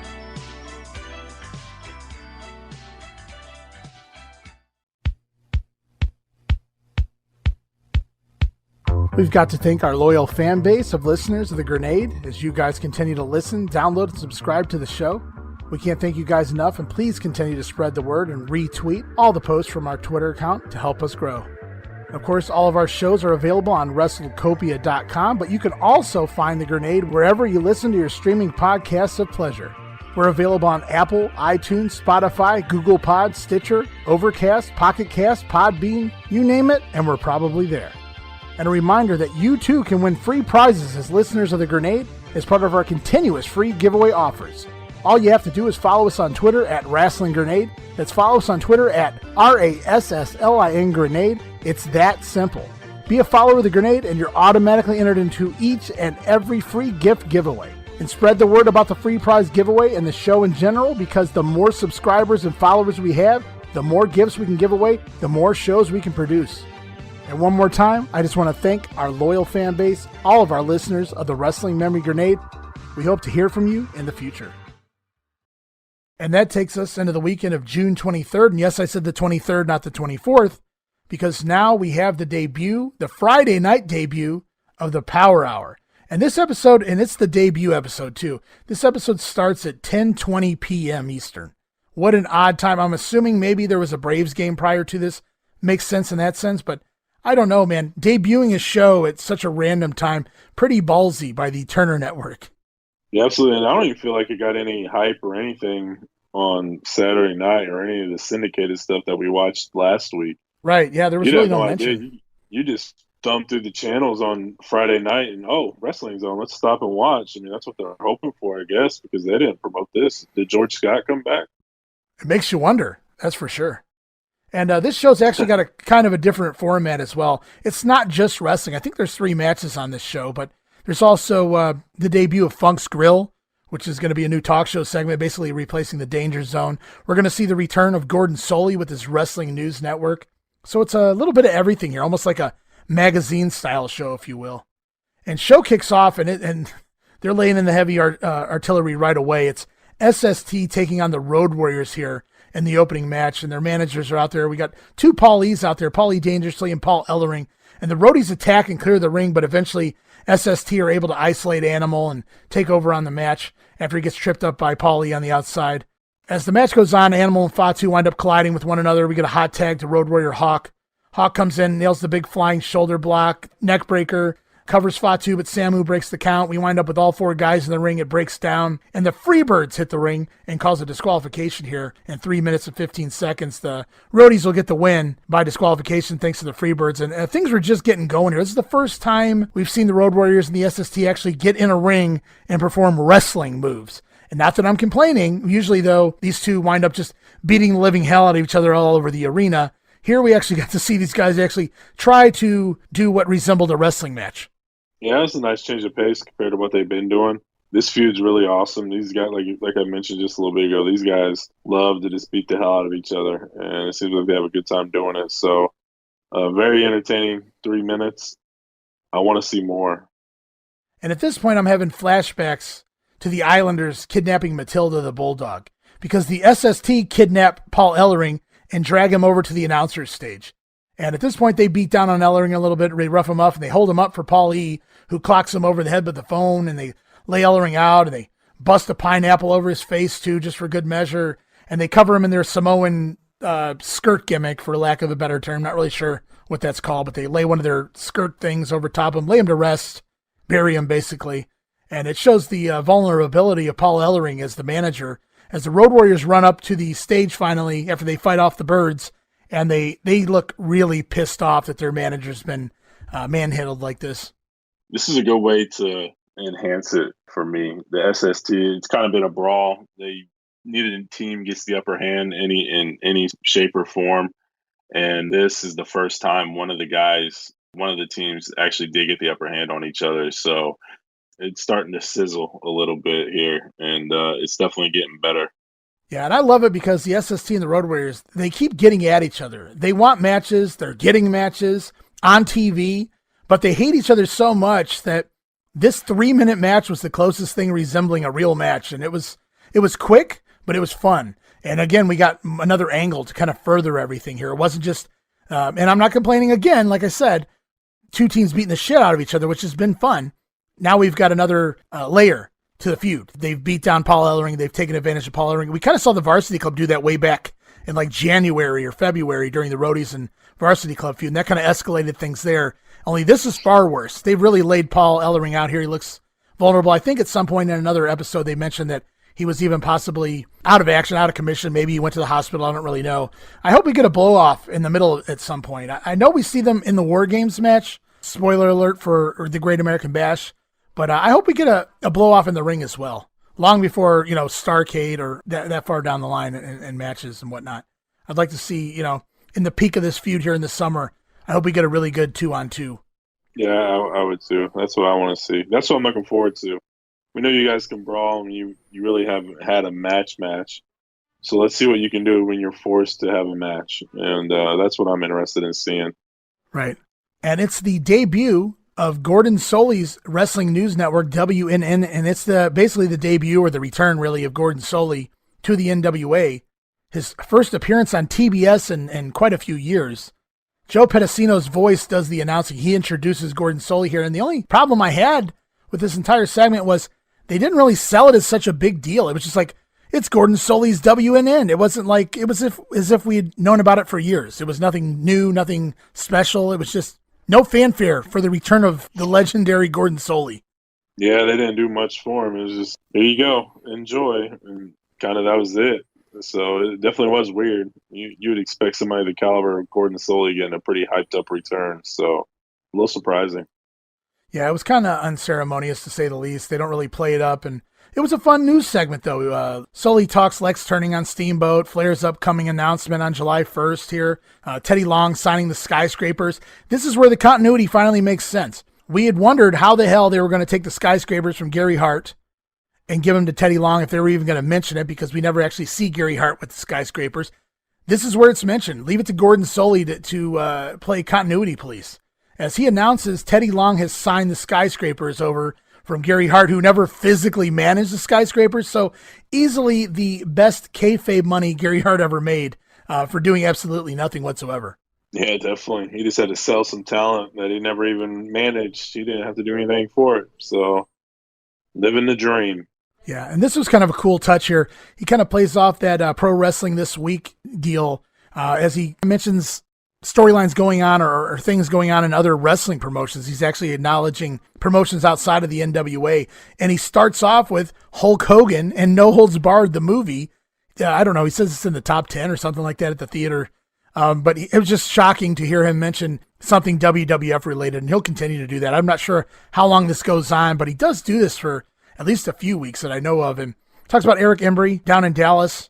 Also, he talks about Dustin Rhodes winning the Florida title over Al Perez. So that's what Al Perez is doing now. He refused to job to guys like Ric Flair, but he'll go to Florida and job for a teenage Dustin Rhodes. I just wonder how long this format's going to last with Gordon coming out here and talking about other wrestling promotions. But I think my favorite part of this entire segment was Gordon Solie pointing out Lex Luger and his heel turn. And Gordon made it sound almost like he had a personal agenda.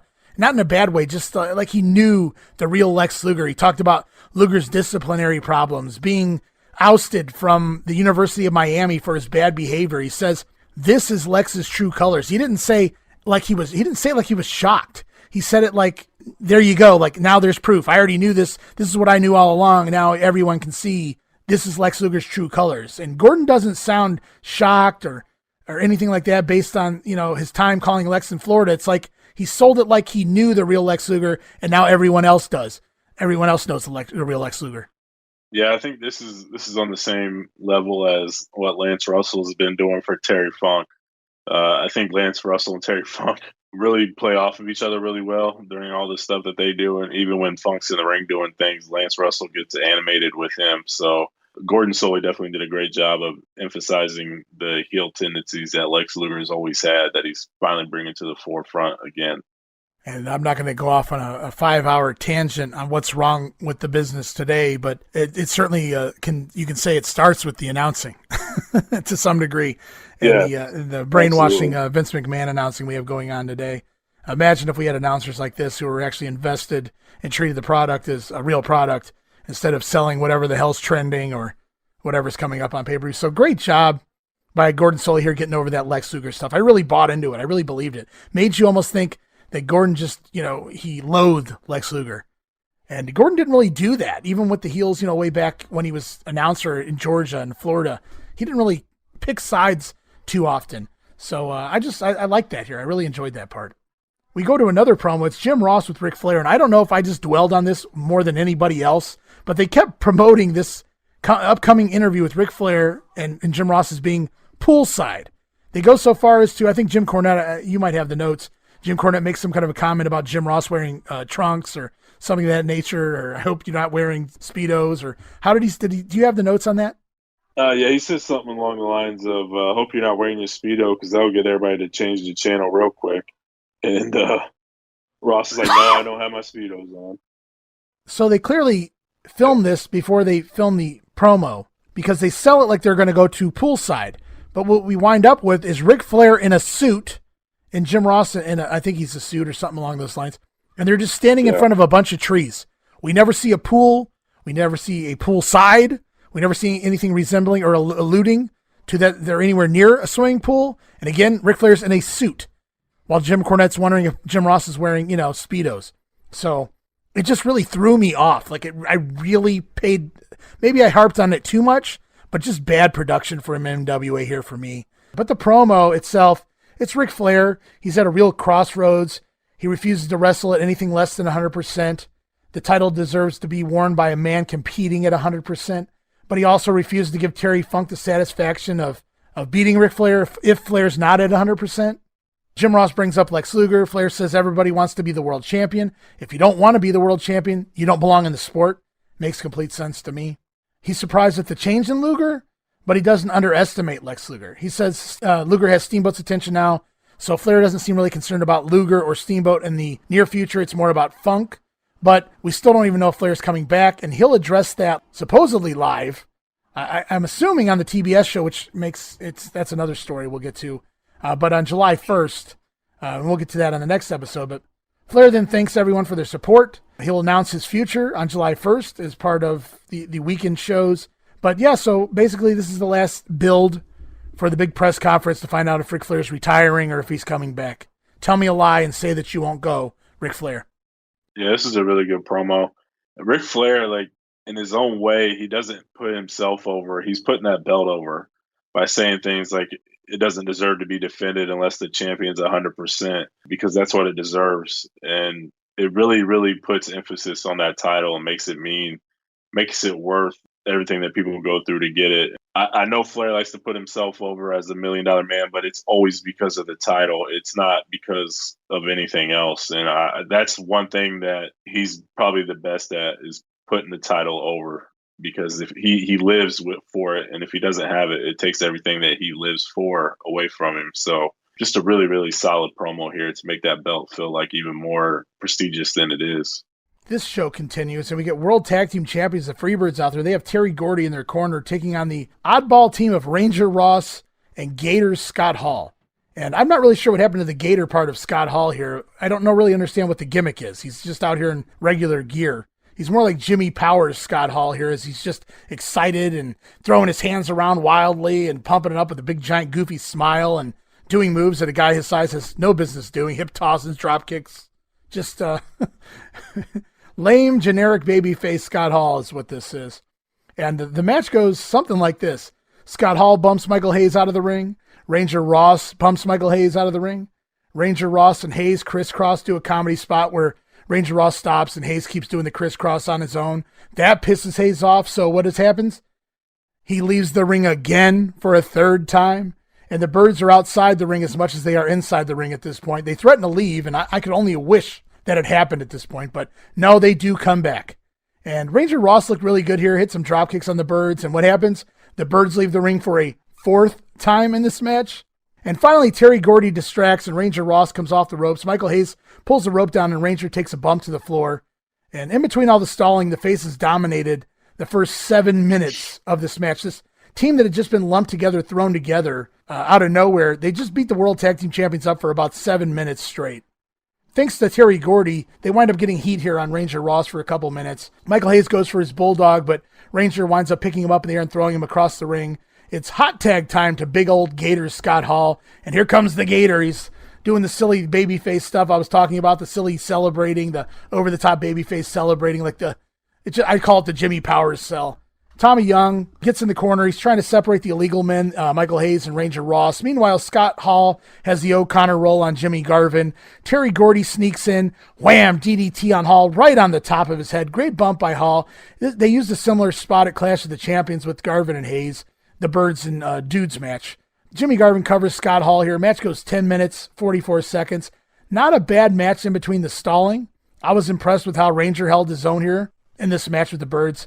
But lots of stalling, and odd that the Birds chose this match to do all of this selling in. I guess they thought it wouldn't hurt them since they knew for sure they were going to go over in the end. Yeah, this was boring and terrible. Ranger Ross did his part. I mean, he did really well. But all the stalling just drove me nuts. And to be honest with you, man, I just skimmed through the stalling. It felt like it took the first 7 minutes. It felt like 15 minutes how much stalling they actually did.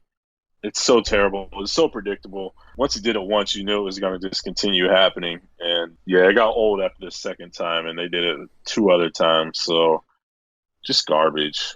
Yeah, How the hell do you expect to get over when you're doing this stupid shit all the time? Yeah, and they'll get away with this for quite a while. They get away with this here in 89. They'll get away with it in 90. They do have some decent matches with the Southern Boys, but outside of that, they get away with this type of stuff quite a bit. In 91, up until Bill Watts gets back, it's a bit of a different story then.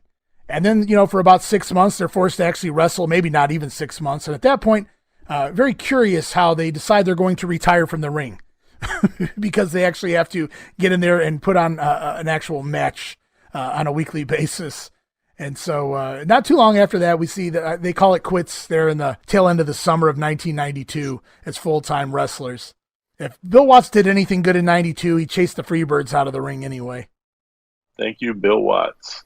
Jesus. And it's Funk's Grill, the debut of Funk's Grill. And he's got as his first guest, Missy Hyatt. They introduced Funk's Grill here, and I actually recorded the whole entire episode, but it's really nothing, and it's really, without seeing it, it's extra nothing. So I'm just going to play the intro to Funk's Grill, and then we'll cut back and we'll kind of talk about what was said here. The Power Hour is proud to present the most unpredictable place in town. let's go to Funk's Grill. Are you people ready for something new?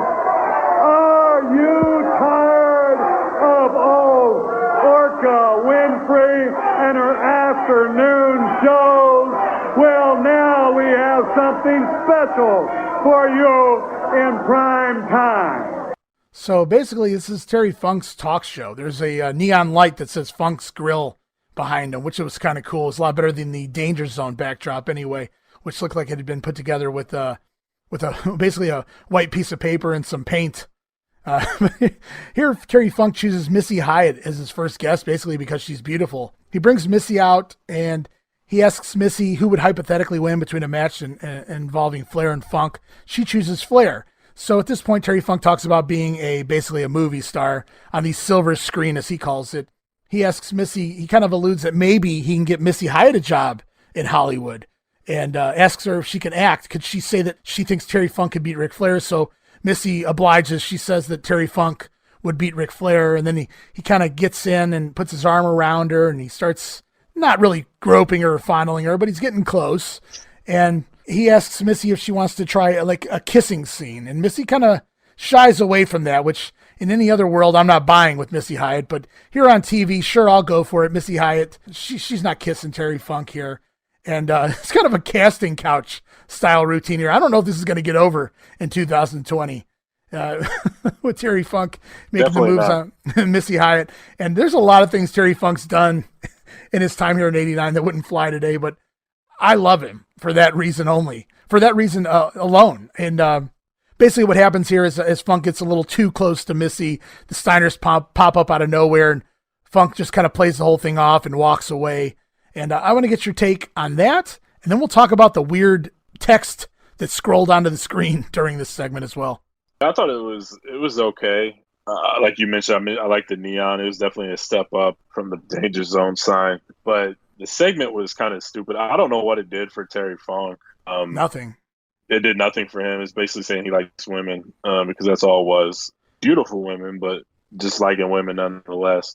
Yeah, I don't really know what this does to further the Ric Flair feud. He's in this serious crawl to the top. Yeah, and same with Sting. Like, it does nothing for that. I know Sting's kind of been around the First Family a little bit. It wasn't anything where this was needed. I think it was just maybe Terry Funk just wanted to play a little bit of a comedy gimmick here for the night and just do something different than what he's been doing. And I can't really blame him for that. You can only be serious for so long. It didn't take anything away from him. It just didn't do anything. And I think that's what kind of surprised me. You have a new segment like Funk's Grill, you probably want to do something better than this to establish it. We'll also talk about another weird thing that went on during Funk's Grill, where the weird captions popping up on the screen, presumably being typed up by Jim Cornette because they keep being signed Jim C. And it was just really weird because it was almost like a pop-up video-esque thing as Cornette's kind of mocking the promo as it's going along. He's making fun of Funk, or maybe not making fun of him, but just making his comments, what he's saying back to Terry Funk. And even at the point right before the Steiners show up, Jim says, "Don't worry, Missy, the cavalry's on the way," or "the boys are on the way." And then the Steiners pop up. So Cornette even knows what's happening before it happens. It's almost like this is pre-recorded. I don't know, man. I don't remember ever seeing this before on Funk's Grill. So it really threw me for a loop. And I don't know what they were going for here, but I didn't really like it. And I don't know. It was weird. Yeah, I didn't like it either. It took away from it a little bit.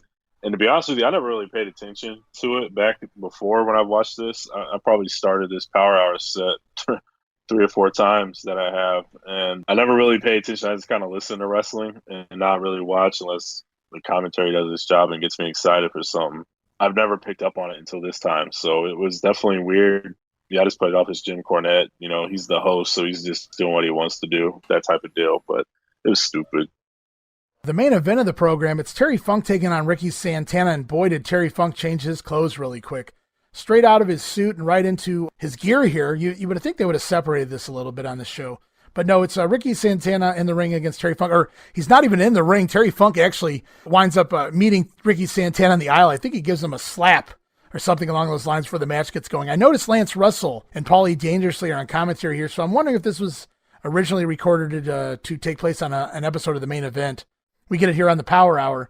And Terry Funk slaps Santana, like I said, in the aisle. He actually takes out a member of the ring crew as well. Match starts, and Funk dominates early on, beats Santana down outside the ring. Ricky Santana fires up, got that Tito Santana fire like you've mentioned in the past. It's your token babyface comeback stuff. Terry Funk flips upside down in the corner and gets dumped to the floor. Santana on the offense, in and out of the ring.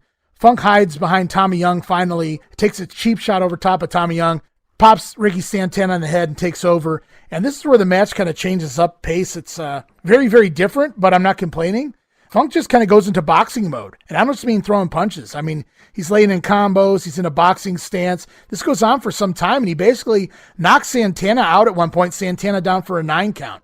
What did you think of that whole boxing phase of the match?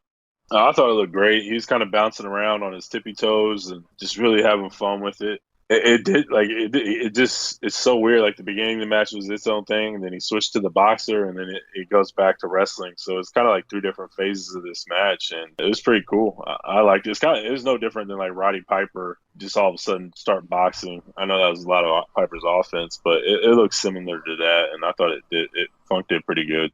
Yeah, I think I bought Funk's boxing routine here better than Roddy's. Roddy would throw those lightning fast punches kind of all over the place, wild. And Funk really made it look like he was trying to actually box Ricky Santana here. And after Ricky beats the 10 count back to his feet, Ricky winds up blocking a punch. He comes back on his own, throws a series of his punches. And as good as Funk was at throwing the punches, he was even better at selling here. He's swinging wildly. He's knocked half goofy. He's spinning around in circles, swinging at the air. Great selling from Terry Funk throughout this entire segment of the match. And finally, Ricky Santana charges Funk in the corner. Terry ducks out of the way. Ricky goes flying over the top rope to the outside. Funk follows him out. It's the running pile driver on the floor. Oh, but he's not done yet. This was awesome. I was waiting for the payoff here. Terry Funk rips the safety mat up. He's going to pile drive Ricky Santana on the concrete, and I was buying it. Unfortunately, Tommy Young goes out there, and he grabs Terry Funk 2 hands full of hair, and Tommy Young's into that kinky stuff, I'm sure, grabbing a man by the hair with both his hands like that, but not here in a wrestling match, Tommy. And he grabs Terry Funk by the hair, and he just yanks him off of Ricky Santana by his hair and pulls Terry. And Terry Funk thinks about clocking Tommy Young, but he decides against it, rolls Ricky Santana in the ring, makes the cover. Terry Funk over Ricky Santana, 7 minutes, 51 seconds, and this is a perfect way to use Ricky Santana, a very good match for TV. Yeah, absolutely. He got his offense in. He gets that hot reaction, kind of like a Tito. I don't want to lump them two together just because of the similarities, but they do wrestle a lot alike. It's an easy comparison. But yeah, and Funk just did really good here. Like I said, he switched up the match midway through, and then he went into the crazy Terry at the end, was about to dump him on the concrete and stuff like that. All in all, it was just a really, really good match for TV. And the action continues after the match because Funk continues to beat on Ricky Santana. And Tommy Young again starts shoving at Terry Funk. And now the match is over, so Tommy Young pays dearly. Funk with one big wild shot to the side of Tommy Young. And Tommy Young takes this tremendous bump. He does kind of a 180 spin and then falls over like a tree on his face. And he's just out cold, Tommy Young. Great job by Young there. And here comes Jobbers. It's the Job Squad to the rescue for Ricky Santana. Terry Funk tosses Fred Avery, big Fred Avery out the other side. Pile driver on Lee Scott. Pile driver on another job guy. Funk beats on Santana, beats him all the way up the aisle to the back. They get to the doorway to the locker room. And here come the Steiner Brothers out. And they back Funk down. They stop him from doing any more damage to Ricky Santana. And Funk backs up all the way to the ring, enters the ring. The Steiners follow him in, and Funk leaves out the other side, and there's no more confrontation between the Steiners and Funk. This kind of played off the Missy segment there on Funk's Grill, but other than that, I really don't know what issues Funk has had with the Steiners, and it's all over this Power Hour, though. Yeah, I don't know what the issue is there either. Maybe it's just one of those storylines that they did on TV with him just messing with Missy, and it pissed him off. So that's cool with me. It made sense. It flowed. The story was there, and it's not that Swiss cheese that we talked about earlier. Solid stuff. And in a blink and you'll miss it moment, at the top of the show, Jim Cornette, who hosted the show with Jim Ross, I apologize for not even mentioning that. I know you briefly mentioned that. I totally forgot. This is another Jim Ross show. At the top of the show, Jim Cornette announced that before the show was over, they were going to announce the Wrestler of the Week. And so far, we hadn't heard that. As they close the show with 30 seconds left in the program, Jim Cornette announces that the Wrestler of the Week is Ricky the Dragon Steamboat. Again, he does this with about 30 seconds left in the show. Not only do we not get any footage of Ricky Steamboat or a promo from Ricky Steamboat, we don't get so much as a picture of Ricky Steamboat or even his name on a chyron on the television screen. If you didn't hear the last 30 seconds, if you tuned out, you had no idea this even happened. It was the most worthless segment. I'll be honest with you. When I was reviewing this show, I kind of shut it off and like, okay, this show's over. And I was going to mention to you, I was like, did they even do Wrestler of the Week this week? Because I didn't see it. And now that you told me it was the last 30 seconds, that explains why I didn't see it, because I shut it off before then.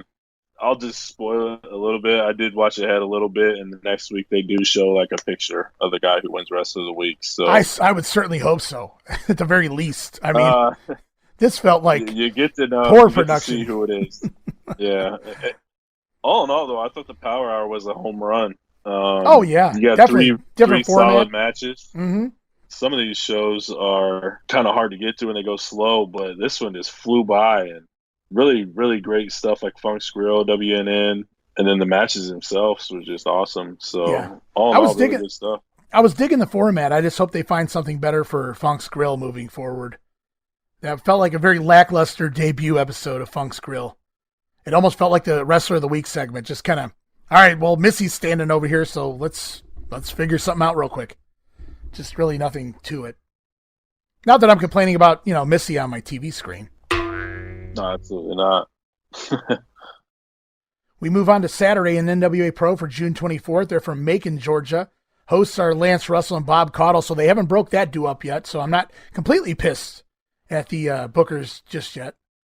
And we kick things off with the Dynamic Dudes taking on Keith Steinborn and Trent Knight. Trent Knight still not selling that burn face.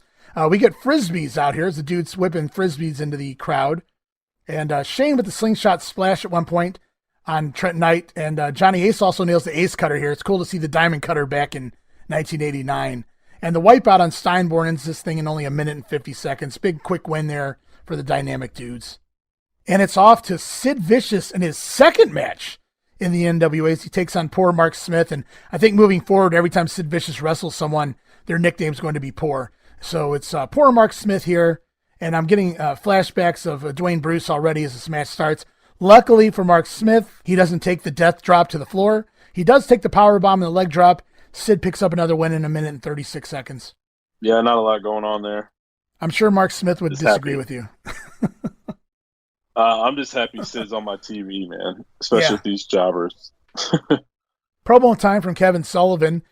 He and Mike Rotunda will be taking on the Steiners later today, and we continue that on the syndication where we see the heel promo in the middle of the show, hyping up the main event for later in the show. So good job there. It's another quick, generic promo, I guess you could call it, but it's just those little things that really help make the main event on these TV shows mean a little more. I agree. It's like, I know from reading the Observer that they had a lot of issues with syndication, and you can see the effort and the changes that are being made and implemented to try to fix that. So, A for effort, because they really are trying different things to improve the product. We move on with more action. It's Ranger Ross taking on Fred Avery, and Big Fred Avery tries to jump the Ranger to start the match, but he fails. Avery flings Ranger Ross outside, but Ross winds up landing on his feet, comes back in the ring, and combat kick ends it in a minute and 36 seconds. Ranger Ross with another quick win here. And that'll take us into a match featuring the Great Muta against Bucky Siegler. And this is, I think, where they do announce what I already mentioned earlier, the Bash Tour matches between Muta and Gilbert with the coin flip. Kind of like a precursor to Spin the Wheel, Make the Deal. You're not spinning a wheel. There's not 10 to 12 types of matches. It's just a coin flip. But Dragon Shire Coal Miner's Glove, says the announcers here, as Muta beats Bucky Siegler pretty easily with a German suplex in 2 minutes and 24 seconds. And it seems like over the last few weeks, Muta's kind of moved away from the moonsault for a little bit. Yeah, I'm not sure what's going on there. I don't know if there's an injury or what, but Muta, man, he had like 5 or 6 different ways to end the match, and all of them were, at the very least, all of them were believable. So, and the other cool thing too is when he doesn't do it for a few weeks, you miss it and you want to see it. So when he does do it again, it means more. It's like, oh yeah, cool, we get the moonsault this week.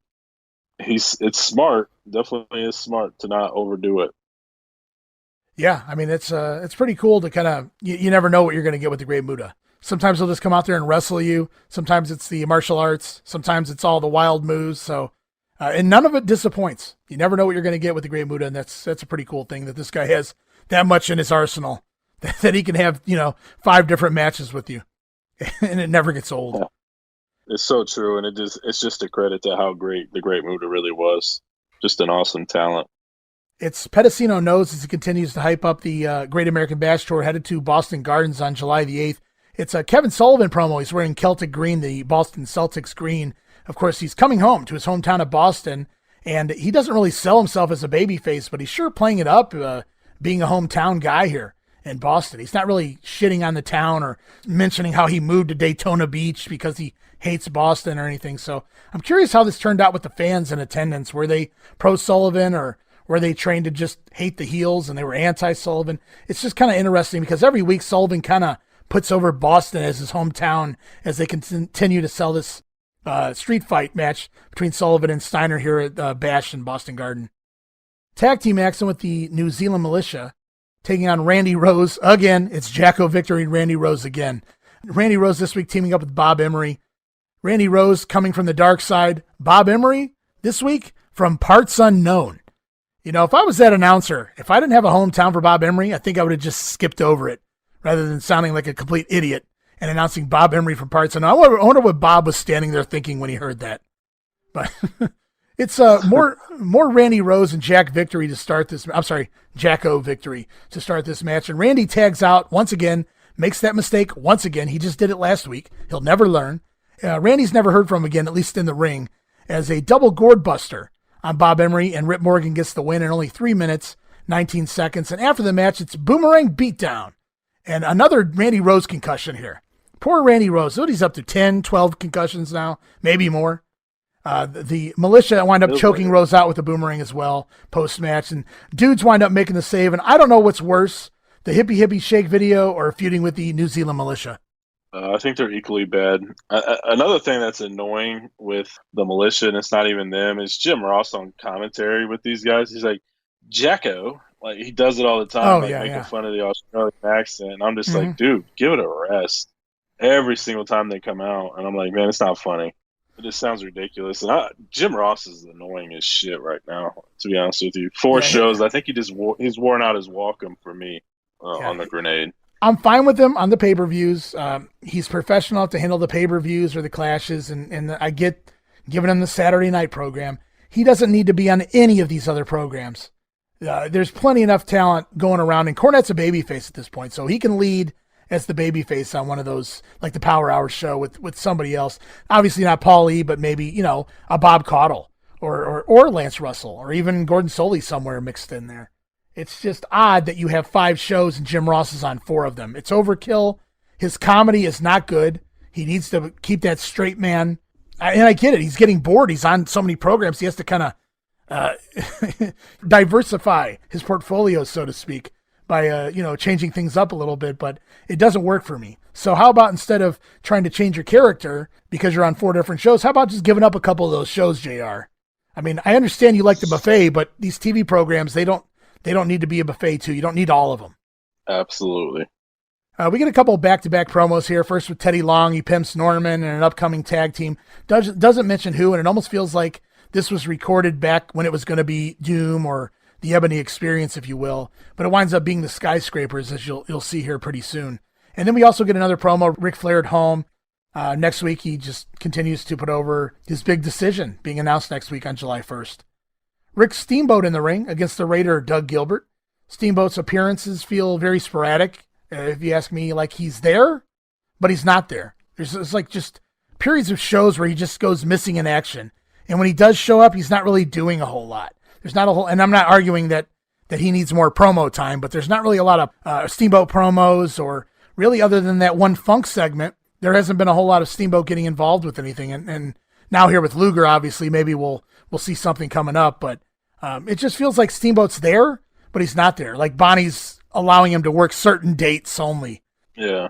And even his offense in the ring seems off. Like, he's not doing nearly as much as he was when he first came in and things like that in these squash matches. Yeah. He's just phoning it in. Yeah, he's phoning it in, and like, it's not him being bad. It's just he's just not putting in the effort. And I'm wondering, you mentioned that he didn't know that they was going straight into the Funk angle. I'm wondering if he was just discouraged that he didn't get a rematch or it didn't continue for him. Right. So I'm just wondering. Well, he won't be here very much longer, so that's very, very possible. And Steamboat gets the win here over the Raider with the top rope crossbody in 1 minute and 52 seconds. Pedicino knows we learn the winners of the Grand Slam contest. Congratulations to whoever won all those tapes. I hope you still have them. Go put them on eBay. I can't imagine the money you'll get for them. It's the NWA Top 10, which continues to be the same Top 10 here again this week. Promo time with Lex Luger. He's rocking shades at the end of Joe Pedicino Knows. What'd you think of Lex Luger in these shades? He just looked awesome. And this is one of those quick promos that they did with Michael Hayes. But yeah, the shades themselves were awesome. So 1989, but so glorious. Yeah, this is only a 10 to 15 second plug promo. He's basically just selling his feud with Ricky Steamboat coming up on the Bash. Nothing to it, but Luger looked cool here anyway. And you don't get to say that very often, that Luger looks cool in his gear necessarily anyway. And it's on to our main event for Pro. Kevin Sullivan and Mike Rotunda taking on the Steiner Brothers. And Sullivan, I marked down here that he seemed pretty stiff with the Steiners. Not that they wouldn't give it back, but the Varsity Club can't seem to control the Steiners. Seemed to be the story they were telling in this match. Every time they got the upper hand, the Steiners would come right back on them. Every time they got one of the Steiners in their corner, they couldn't keep them there. They couldn't isolate them to the heel corner. So the Steiners kind of dominated most of the match. And that was seemed to be the story they were telling. Teddy Long is at ringside taking notes here, even still with the former Varsity Club and the Steiners out there. Quick heat on Scott Steiner. Mike Rotunda finally misses a drop kick. Hot tag to Rick Steiner. A double Steiner line on both Varsity Club, and we get a 4-way brawl. Double count out on the floor. Match went 6 minutes, 16 seconds. Show ends with the Steiners running off Sullivan and Rotunda. I wasn't expecting a finish here, knowing that they're going to work at the Bash, but this was basic but fun. I had no problem with the match or the finish. No, I didn't either. You knew it was going somewhere. You had to pay to see the payoff to this one. I get it, but it's just an alarming trend with these main event matches on these TVs. Yeah, you got names in there, but you're not giving any finishes. So something to look out for going forward, definitely. We move on to Worldwide for June 24th, and Jim Ross once again hosts all by his lonesome. And this is the second time this weekend, and not the last, that we'll see Jim Ross. I just don't understand it, but this is one of those shows where we get one of those really shitty ring announcers that try to sound like something they're not, and they screw things up, and they sound like an idiot, and I don't know, man. It's just, you think that by this point in the company with the money they have with Ted Turner, that they could afford to hire a traveling ring announcer, even if they weren't the best, even if they weren't Gary Michael Capetta for these syndicated shows. You think they'd hire somebody that's halfway decent and send them around the loop.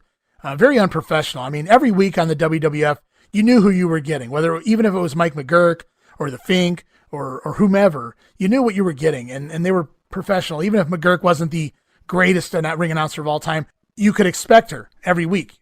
You know what I mean? And here it's just like a local guy they find and throw in the ring.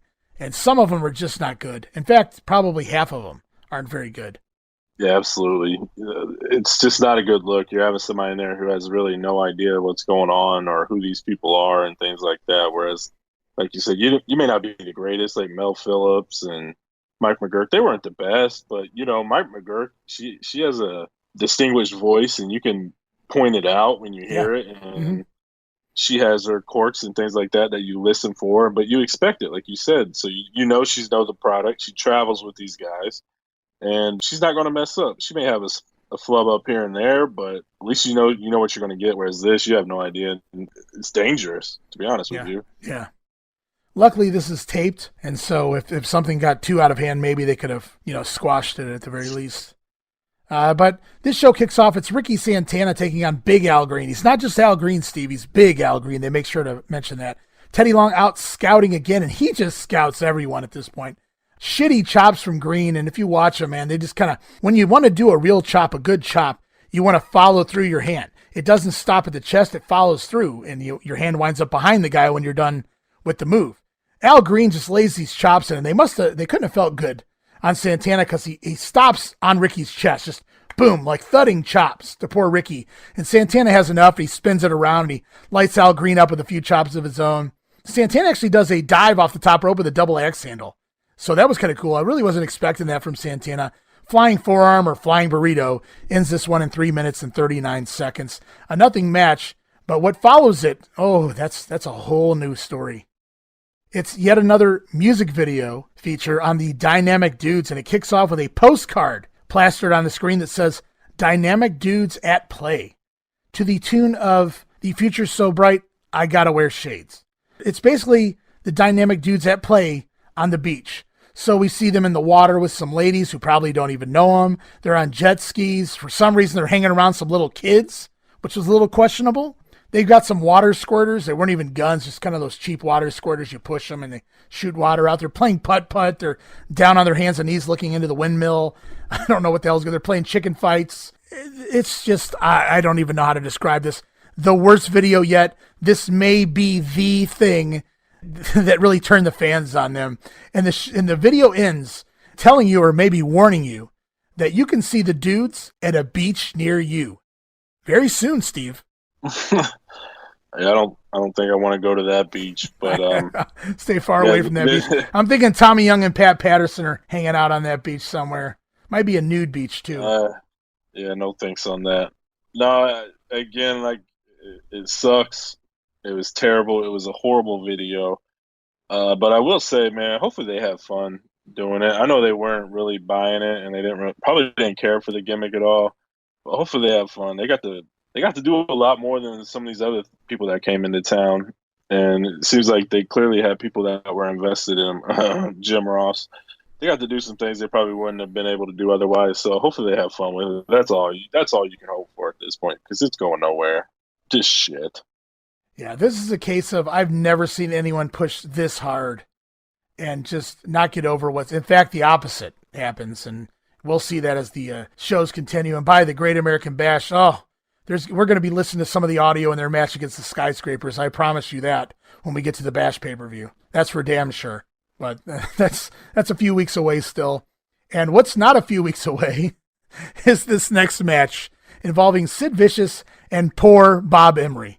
And yes, Bob Emery is poor Bob Emery here. Teddy Long joins commentary, and it's kind of weird because Jim Ross mentions on commentary that Sid is with Gary Hart, and Hart isn't there because he's so confident in Sid that he doesn't need to be there. But haven't we already been told otherwise? Haven't we already been told by Gordon Solie on the Power Hour that Teddy Long is now the manager of the Skyscrapers? So shitty continuity here because Teddy Long doesn't sell it at all that he's going to be managing Sid. He does mention that he's got a new tag team debuting here next week on Worldwide, but he doesn't mention it by name as the Skyscrapers. And he doesn't really play it off like he's hiding anything either. So it makes me feel like this whole thing was done when it was still originally supposed to be Doom. I'm not sure. What do you think? Yeah, probably. And this is just typical NWA, WCW, whatever you want to call them. I know they have major issues with giving away title defenses from tapings and things like that, and filming and stuff. So it's like they put shit in the can and then like don't even mess with it when things change. Like, who cares? Nobody's gonna pick up on that. What the hell's a podcast? That sort of stuff. So they're not thinking 2020 what's gonna be said about it. But even back then, people are gonna pick up on it. Sure. Like, the smart fans are going to anyway. It's just lazy. That's really all it is.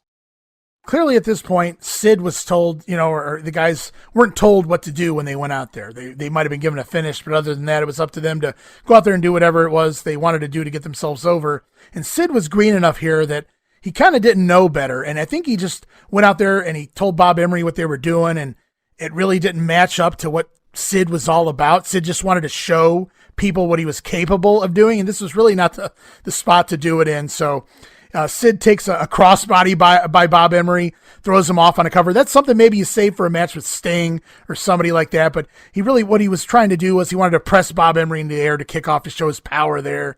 It just looks so weird to watch Sid here. He wants to do a side headlock takeover. Sid does a side headlock. How tall is Sid? 6'8", 6'9" at least? And he's doing a side headlock takeover on this guy. It looked terrible. Wasn't Sid's fault. He's just too tall to be doing this move. No giant should be doing this move. And he does this move because he has Bob Emery pick his head and place him in a head scissors. So now Sid's in a head scissors, and he escapes by wanting to do a kip up. Sid wants to show over the world that he can do a kip up. So he has allowed a jobber to put him in a head scissors. I don't think he grasped that. Probably not a good idea.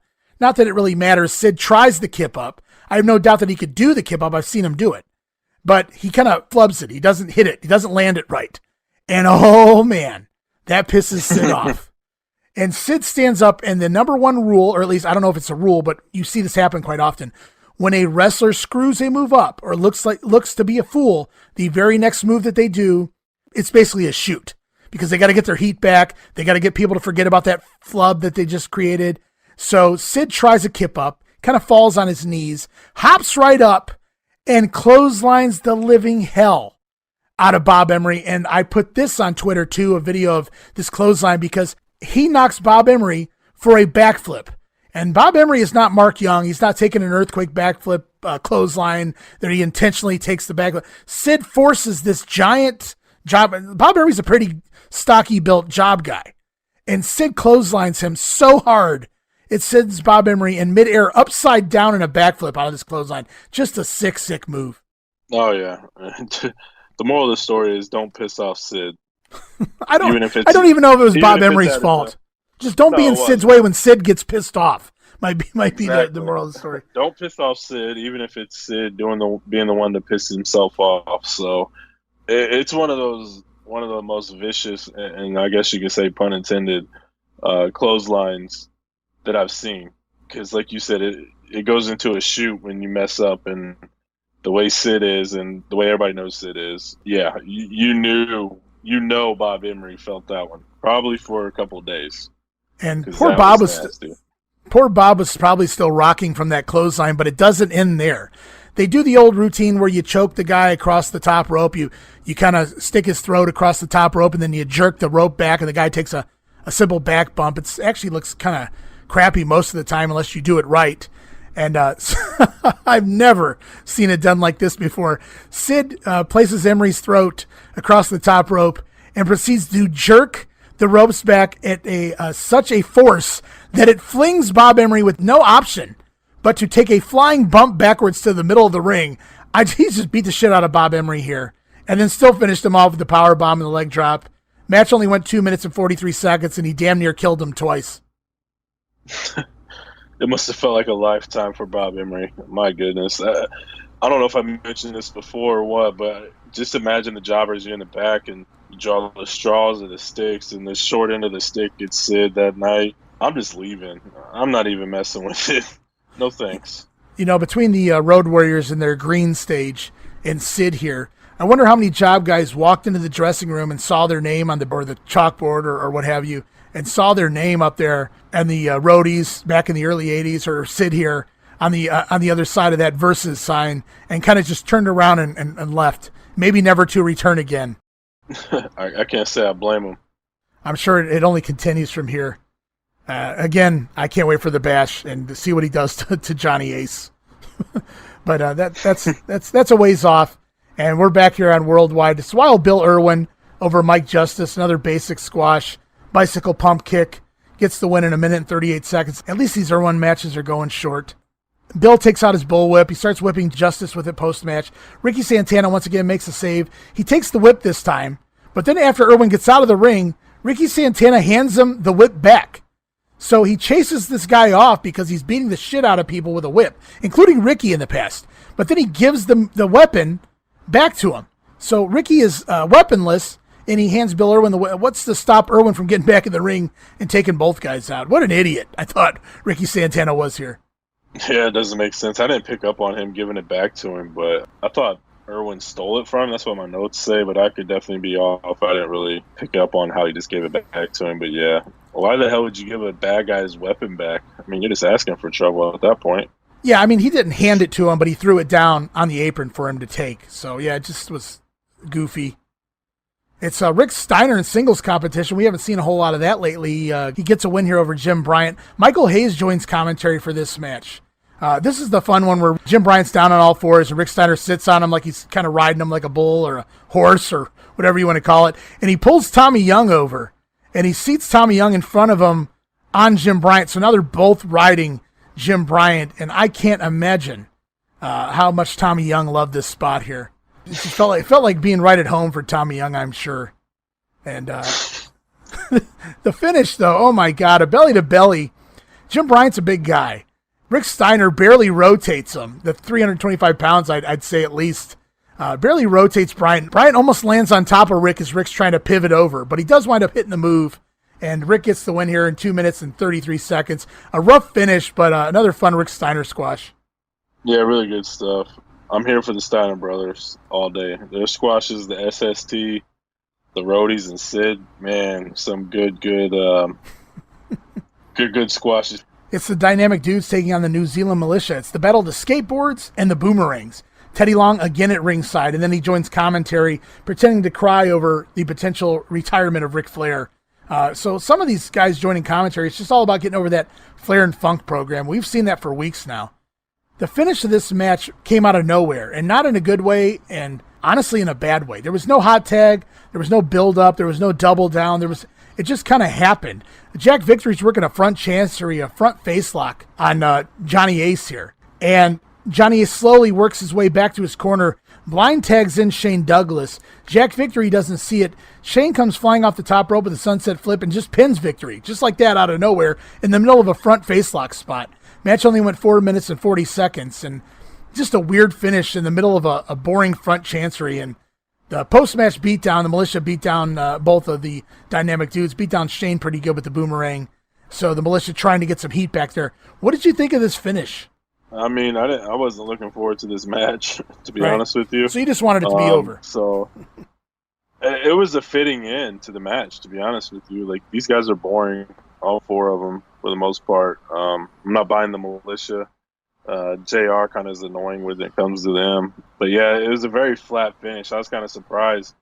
Because, you can kind of pick up on when a match is coming to a close, or it's a tag match in 89. They all usually have the same sort of formula of a hot tag and a crazy finish type deal. And we didn't get any of that. And he did the sunset flip off the top, and that was it. And I'm like, okay. But, yeah, so it was, like, very flat and uneventful. Nothing, again, really nothing, like you mentioned. Yeah, at least it was over. Yeah, absolutely. Ranger Ross over Snake Brown. Snake, quite the character and a unique look, but not a great wrestler. And at this point, Snake's been in the ring for a good 10 years here, mostly down in Georgia and Florida. In fact, before we did this show, I was curious on a few of the job guys. When I saw Johnny Meadows had passed away, I looked up a few other job guys that we've been covering here lately. And it appears Snake Brown just passed away last year in 2019. So RIP to Snake Brown as well. Ranger Ross with the combat kick here in 1 minute and 47 seconds. Nothing match. Just Ranger Ross being featured again on TV, even if it's just mostly on syndication. It's Pedicino Knows top 10 again. Still hasn't moved. I don't understand the point of this top 10. Sometimes it changes week to week. Other times it's the same 10 guys for a month or longer. I don't care if it doesn't change every week, but and maybe it really can't based on the way they produced shows back then. But I wish they had more of a better format. Like, it changes every 2 weeks. Does it change every month? It's just all over the place, and it's really hard to keep track of. Other than the top 3 or 4 guys, the rest of the totem pole just seems pointless at this point.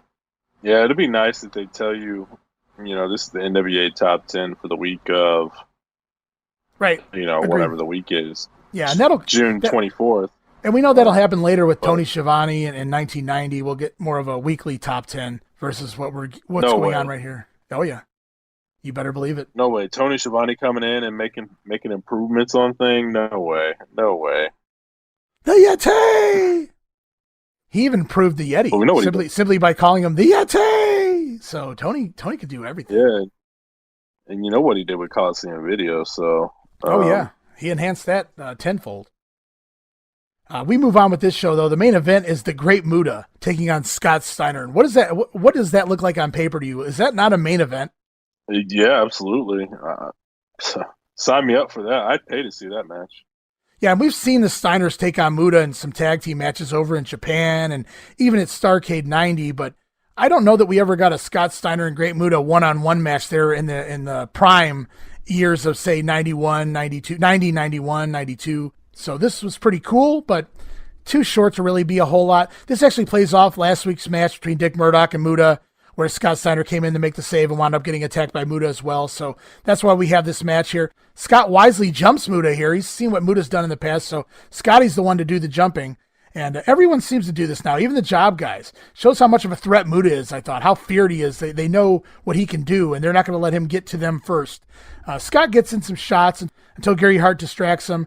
Great Muta takes over. This actually happens twice in the match. The second time, Gary puts Muta's foot on the rope during a power slam cover. That upsets Scotty. Scotty kind of gets distracted once again by Gary Hart there.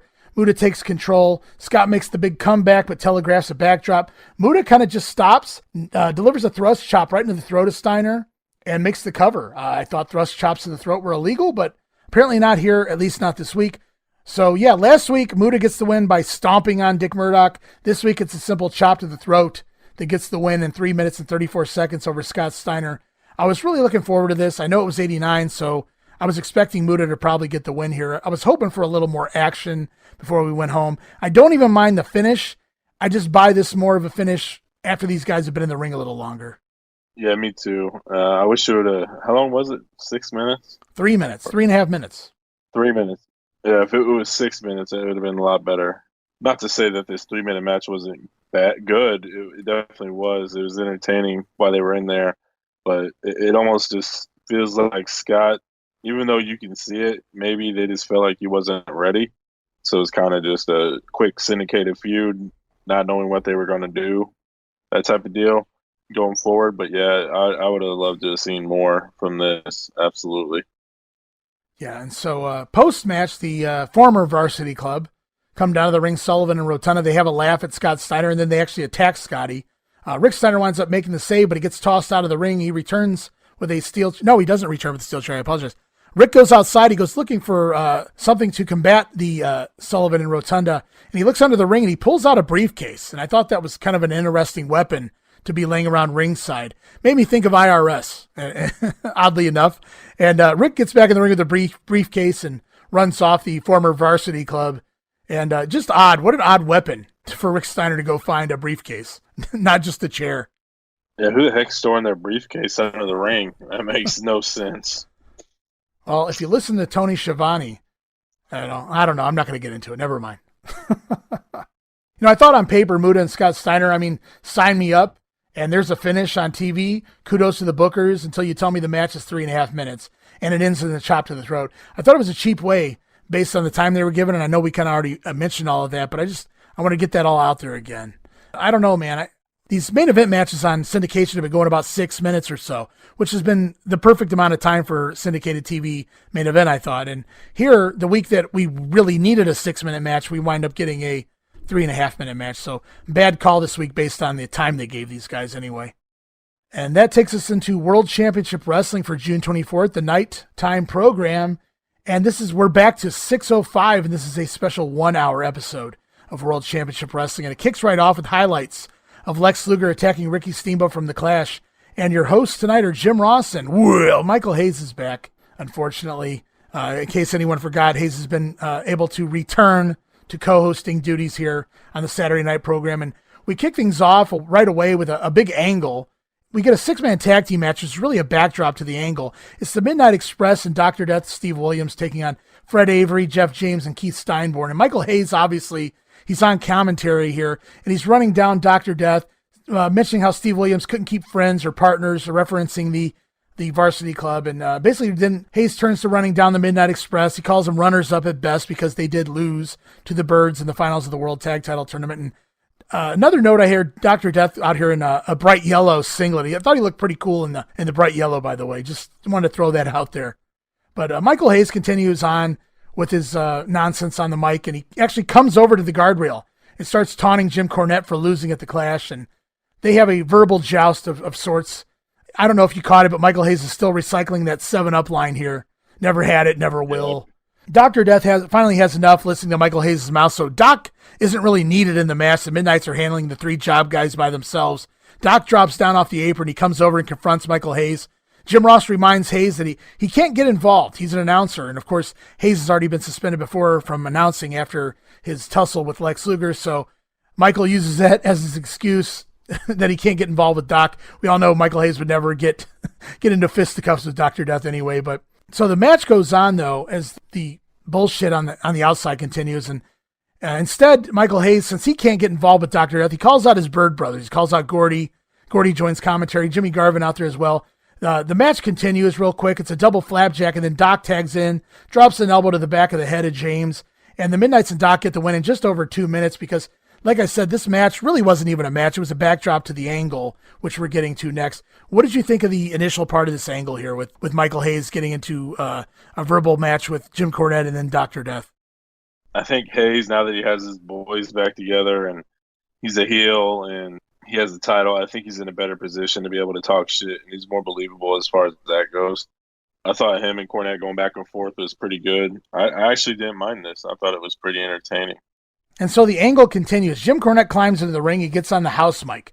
He calls out the Birds. He tells them to get in the ring, give the Midnight Express give the Midnight Express a World Tag Team title shot since the Birds think they can beat him so easily, so handily. And so Michael Hayes, wisely like a heel, says the Birds didn't come prepared to wrestle. And I marked down, I have no idea what the hell the kind of look the Freebirds are going for here. There's some of them are in tie-dye, some of them are in airbrush.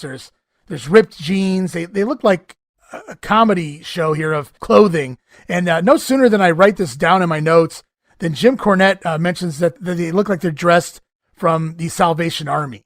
So I'm glad I wasn't the only one that picked up on just the weird sense of style that the Freebirds had here this week.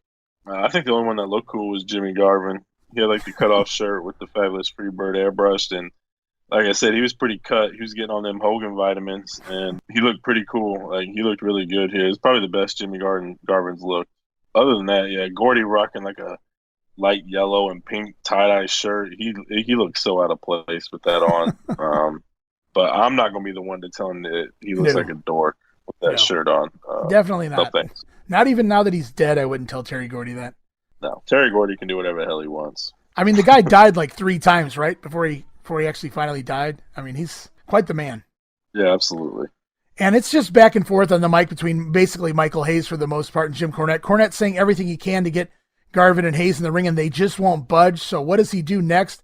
He says he knew the Freebirds were cowards, but he never thought he'd see the day that Terry Gordy would be yellow.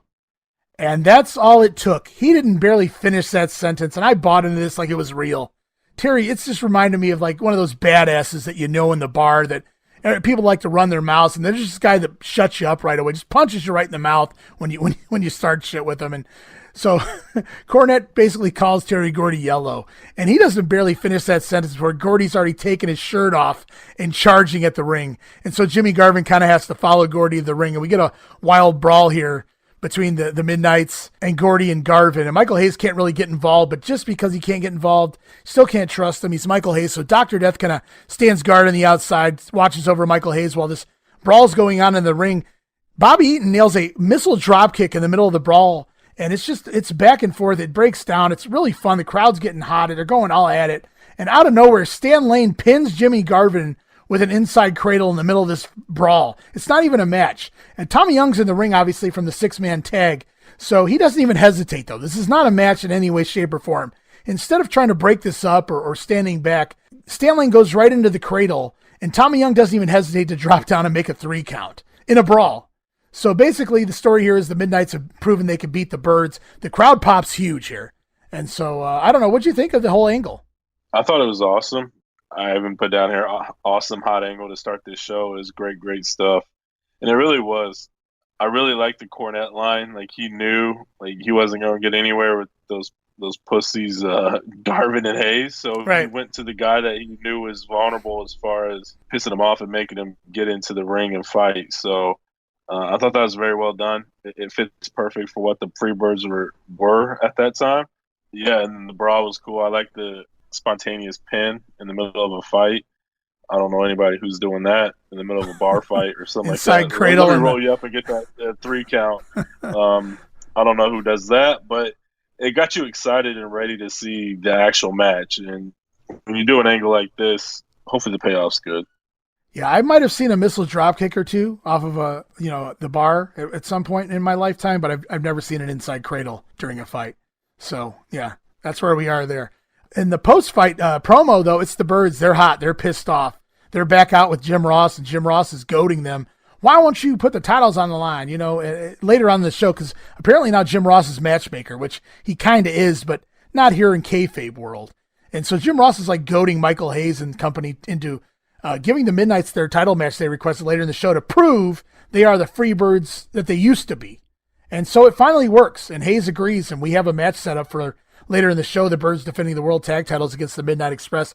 This was a long part of the show, this whole angle with the opening into the brawl and all this promo stuff, but it didn't really lack. I mean, it filled the time good. Well, it didn't really drag. I enjoyed a lot of this, even if the Freebirds were involved.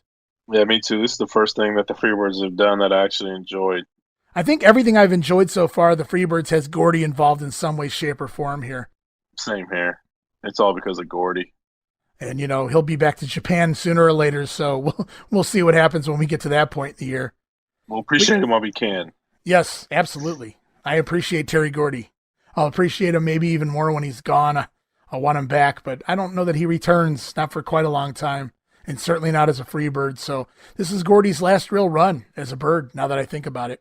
And it's TV champion Sting over Chance Myers in a mere 25 seconds with the Scorpion Deathlock. And this is really only here, once again, as a backdrop to get to a promo here. It's Sting setting up a promo with Luger. We're going to talk about that in a minute. Sting's brought over by Jim Ross. Jim Ross mentions the transformation of Lex Luger here lately, especially at Clash with his turn on Ricky Steamboat. And JR points out that Sting and Luger are really good buddies. They work out together. They take vacations together. They go out to dinner together. And so JR asks Sting, what do you make of all this? And the reason I did grab the Luger soundbite, we're going to play that in a minute because I absolutely have to play it. I don't care how long it runs.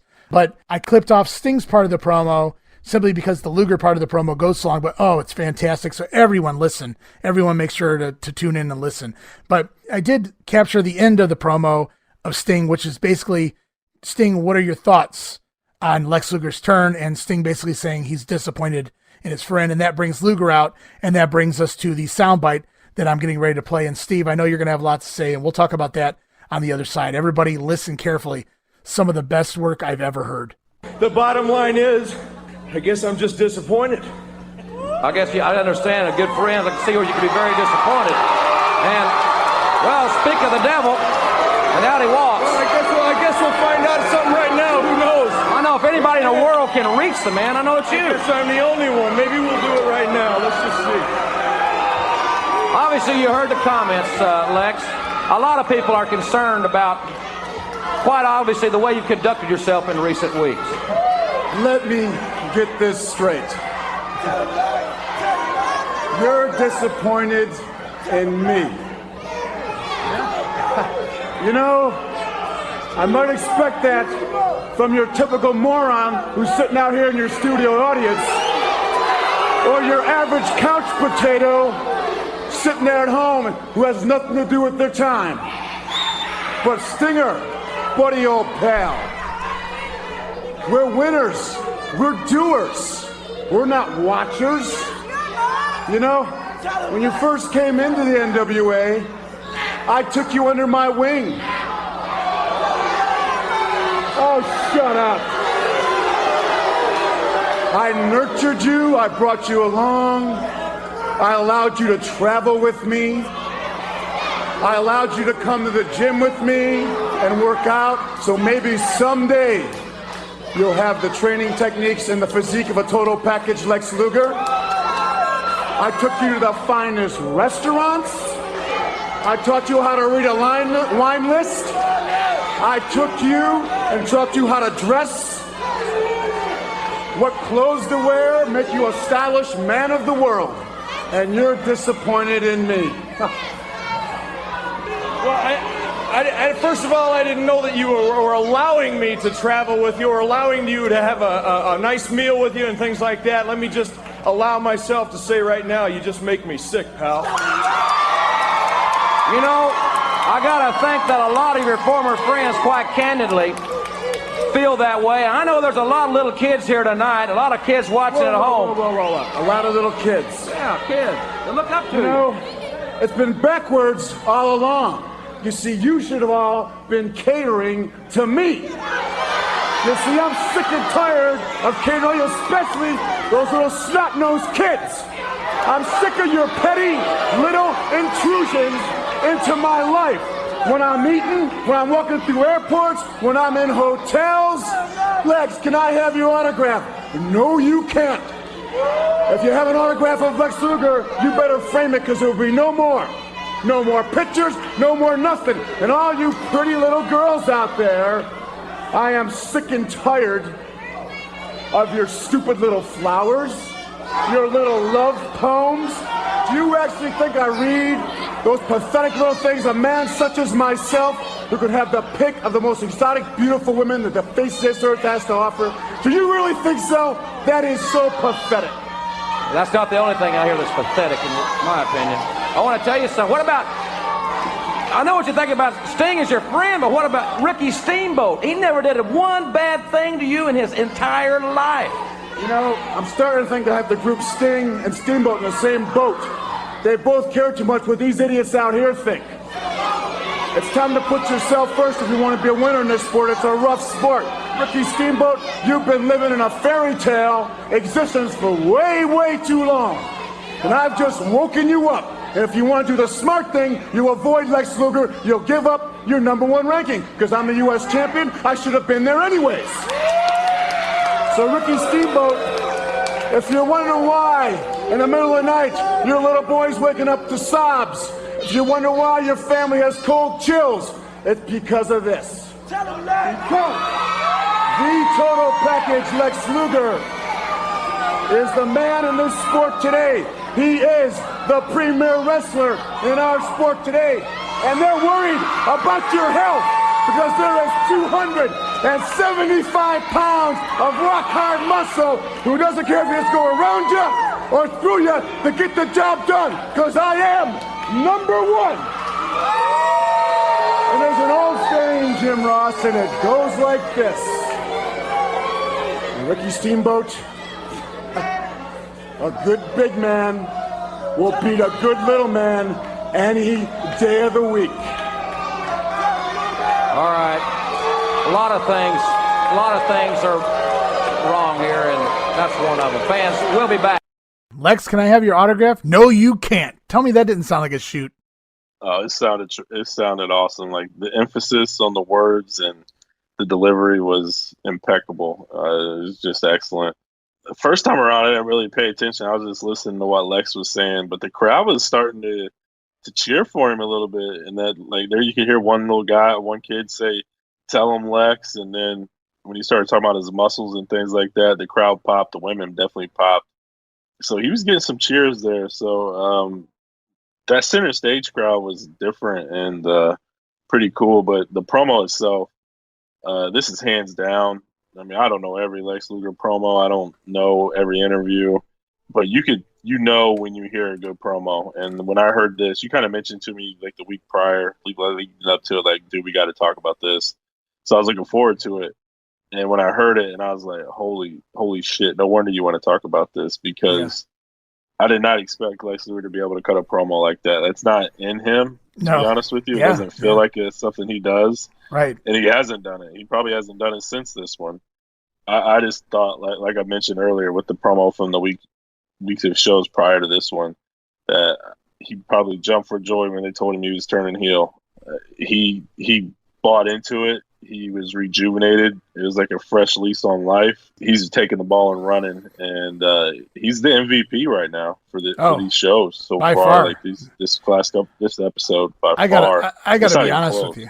I gotta be honest with you. I never thought we were gonna call Lex Luger the MVP of any particular episode of the Grenade, especially because of a promo.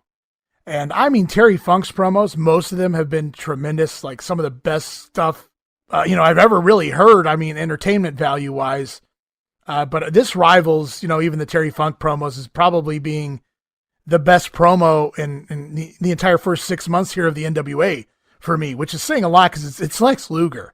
And as much as I know you're a big fan of him, he was never the greatest promo guy. I mean, at best he was adequate and got over what he needed to get over. He never really drew you in like a Jake the Snake or a Ric Flair or Randy Savage on the promo.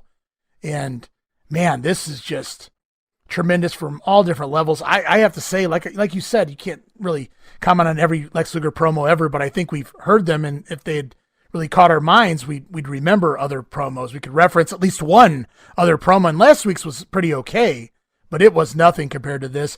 Lex Luger was out there for 5 straight minutes. 5 straight minutes. Never stuttered, never paused, never searched for words. He touched on so many different things. Sting, the fans, and Ricky Steamboat, and just everything. And it all fit together, and it all made sense. And like I said, a lot of this sounded like a shoot. And it sounded like the real Lex Luger. I mean, it really felt like he was speaking from the heart, maybe not a good heart, but speaking from the heart. I still can't get over. Like you said, the delivery of some of these lines just felt absolutely realistic. And I have to keep going back to, Lex, can I have your autograph? No, you can't. I mean, it just felt so real. And like he was truly sick of having to sign autographs and dealing with kids and things like that. And I know he was in a different place then too. But I can't. Just fed up being a cookie cutter good guy. He was just fed up with all of it, and this is what you get. I'm here for all of this. I can't wait to see where it goes. Everybody knows I love Lex Luger, but this is just excellent. I think the only other promo I remember is when he told Ludwig Borga to love it or leave it. And that's more because it's a kind of Americana type deal more than anything else. So I think that's really the only other Lex Luger promo I know of. So yeah, it's crazy. You think about how long he was out here in the business, and this is it. I have to say definitively, as far as my knowledge of Luger, and I'd like to say I probably heard just about every real promo he's ever cut. This is it. This is easily, to me, the best promo in Lex Luger's career, and easily probably the best promo in the first half year of the NWA here. I mean, barring maybe a couple of Terry Funk's, which kind of get outlandish at times. This is more just a heel promo. And I don't know, man, it's some of the best stuff I've heard so far. And I try never to play sound clips that go more than 2, if they're really good, 3 minutes. This was a 5-minute clip. And that's why I had to take Sting's part of the commentary out of here as well. But it was a 5-minute clip, man, and I could not edit it down. Just tremendous stuff. Oh, yeah. I'm with you. I think this is the best promo of 89 so far. Unfortunately, we can't sit here and talk about it all night long. We have to move on with the program. And the World Tag Team Champion Freebirds, they promised to defend the titles against the Midnight Express, so the match was made. And here we are. And in case you're wondering how it got on the show, Jim Ross claims that this match replaces an Eddie Gilbert main event match. But he never goes into detail as to who Eddie was supposed to wrestle. So I wonder how Eddie feels about that, basically getting bumped here by the Birds and the Express. And it's really all Jim Ross's fault. So maybe Eddie should come out and flamethrow that motherfucker. I'd like to see that. I'd pay to see that. We'll get into the match action here. It's the Midnights dominating early. Bobby Eaton with another top rope dropkick, 2 on the same show. He goes back up top at one point, though, and he takes a bump. They push him off I don't know if the top rope or the middle rope, and he takes this bump rib first. I mean, he basically launches himself onto the guardrail, not into the guardrail. He kind of lands on the guardrail from the middle rope. Very dangerous bump there by Bobby Eaton. And it actually leads to the count-out finish. The Birds get the win there on a count-out because Bobby Eaton's unable to return to the ring. What'd you think of the bump? What'd you think of the storyline here? The bump was awesome. Eaton, he ate it really good. It looked very realistic. The finish to the match was very flat. You have that big-time angle to start the show, and usually when you have an angle like that, it tends to lead to a title change or something like that. That's what it's going for. You caught him off guard, now you got him in the match, and you should win the titles. So it felt very flat, and it's like, here we go again, the biggest match on the card, and it ends in a non-finish. It seems to be par for the course for this company at this point. So again, that sucked, but Bobby Eaton took one hell of a bump. Good stuff. Yeah, and I wrote a note at one point while I was watching this match when the interference took place. I wrote, where the hell is Doc? Well, actually, I wrote something else, but I'm trying to be a little bit PG here this late in the episode. But I wrote, where the fuck is Doc, really, is what I did, if anybody really cared. But Jim Ross honestly covers that up pretty quickly after I wondered that. He claims Doc has already gone to the airport. Now, why the hell was Doc out there at the beginning of the show supporting the Midnight Express, supporting the World Tag Team title match? He has issues with Gordy. He knows they like to get involved and interfere. But Doc leaves and goes to the airport. Like, why would he do that? Wouldn't he want to counteract Gordy's interference? especially after they knew what happened at Clash of the Champions. But anyways, we see Bobby Eaton get counted out. And like you said, what a bump.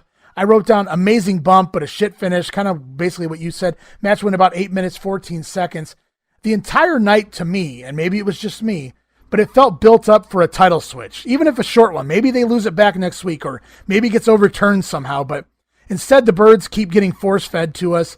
Meanwhile, the Roadies, the Midnights, even the SST are far more over, if you ask me. They're getting more of a reaction anyway than the Freebirds here, but they're forcing the Freebirds here as the World Tag Team Champions. And I don't know if it was just me that had expectations of a title change. It just felt right. Like that's what we were getting here. And not only do we not get, a title change, the finish is a count out, which kind of felt. That sums it up. We get a promo with the Steiner Brothers and Missy Hyatt, and now they have Robin Green with them. So she's no longer just a fan in the crowd. Now she's up to working the promo segments of the show, which really tells the tale of where we're going here. Rick introduces Robin Green to the fans. So now that she's in the segments with the promo segments with the Steiners, Scotty's teasing Rick here as Robin Green standing with them. Rick digs into his jacket, his Michigan jacket. He keeps giving it to Robin Green, but somehow it keeps winding back up on Rick. I'm not really sure what that's all about. I don't know if he has a bunch of them or what the deal is, but he digs into his jacket and pulls out a bouquet of smashed roses, and he hands them over to Robin. Scotty identifies them as the neighbor's flowers. I'm not really sure how you identify a bouquet of roses as belonging to your neighbors, but Scott does that here, and this was just a 30-second segment. It really was nothing, just continuing to further the Rick Steiner and Robin Green storyline. And it's off to the ring for the Steiner Brothers, and they're accompanied to the ring by Missy Hyatt. Taking on from out of town, Snake Brown and Cruel Connection. And I always loved whenever Gary Royal left and George South stayed, and every once in a while he would continue to wear the mask and the bodysuit as the Cruel Connection. But he was never Cruel Connection number 1 or number 2 or A or B. He was called the Cruel Connection, one man. So a one-man show, just amazing name. And Robin Green goes from the promo back to ringside. She's back sitting ringside. So she can't accompany the Steiners to the ring, but she can stand in for a promo. Go figure. So meanwhile, the Varsity Club, or what used to be called the Varsity Club, Rotunda and Sullivan show up at ringside. They go over to Robin Green. They destroy the roses. Sullivan loves screwing with Woman here, who is his, I'm not sure if they're married by this point or still just together, but they've been together quite a long time at this point. And so he's wrote Woman into the storylines, I'm going to guess. And so he's taking the liberty here before he's ripped up Rick Steiner's sign. This week he's ripping up her roses and throwing them back in her face. I kind of got to laugh at that. This pisses Rick off. Rick comes out. He kind of consoles Robin Green, but it also pisses Rick off. And even though this is a work, and even though this is a 31-year-old segment, man, I'm telling you, Rick jumps back up on the apron after seeing Robin Green humiliated, and he is pissed off, and he wants tagged in. And Scotty tags Rick, and I wrote in my notes, poor Cruel Connection, because Rick gets in the ring and proceeds to beat down on Mr. Cruel Connection here. Overhead belly-to-belly ends this one in 1 minute and 33 seconds. What did you think of that whole Robin Green thing and Rick wanting that tag in? I thought the exact same thing. I was like, oh, this poor guy. He's about to get destroyed. So he's like bouncing up and down on the apron, like, let me in, let me in. Looks like Snake Brown's afraid to get in. And yeah, it's very, very good stuff. I mean, it was a squash, but the Nancy stuff definitely helped enhance it a little bit. Yeah, to say the least. Yeah, it was fun. Definitely a fun segment. They do a really good job writing these Steiner segments, especially the Rick Steiner segments. I'm sure Rick is thankful that George Scott is long gone. That's Rick's really turned around. And this angle and all this stuff has no business being anything other than complete garbage. But Rick Steiner does an excellent job of, playing it off and makes it hilarious. And it makes you, to be honest with you, I want to see where it goes and what happens like week to week. I already know how it ends up, but I just want to see the week to week progress and how Rick handles it and things like that, because I'm invested in Rick Steiner. I don't care really what he's doing or how stupid it is. He's going to make it work. And that's how good he is at this point. Yeah, I agree with you. And I had mentioned before how I think I like parts of Norman's gimmick, but he's not really the guy to sell that gimmick. I don't know that anyone else could do the gimmick that's been given to Rick Steiner here and get it all over to the way he has. It's like the perfect fit. I don't know that anybody else could play this part as well as Rick Steiner's been playing this part. Me either. Promo time with Terry Funk. He talks with Jim Ross about Ric Flair's upcoming press conference next week. He says Ric Flair was once a god, or the god, of the NWA, but Terry Funk is the devil, and he's raising hell.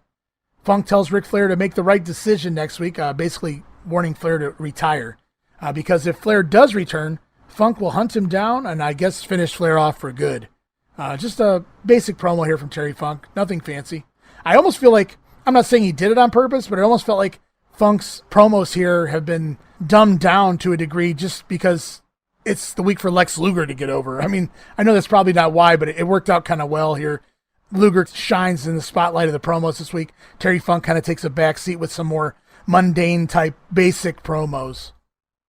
Yeah, I doubt that's how it was done, but it worked out well. Man, you can't knock him out of the park every week, and Terry Funk's been on a roll ever since he's been back. So, oh yeah, he's afforded one bad weekend, I guess. Yeah, and even his bad weekends, not as bad as others. I mean, it's just, I guess he's been so good that it's hard to accept him doing just a typical adequate promo, which is really what these are. They're not really bad. They're just nothing special, and we've been getting so many special things. I guess I've been spoiled, I guess would be the word to use here. So, but yeah, nothing fancy, but Terry Funk gets the job done, and I look forward to seeing his response to Ric Flair's announcement next week.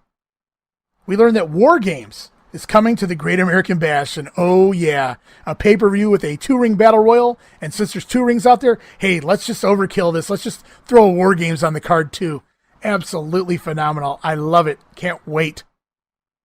And we close the show with Eddie Gilbert. I was waiting for him to throw a fireball at Jim Ross here for costing him his main event money here on the Saturday night show. But instead, Eddie Gilbert brings out Wildfire Tommy Rich, who is returning to the NWA. We get a promo from Tommy Rich.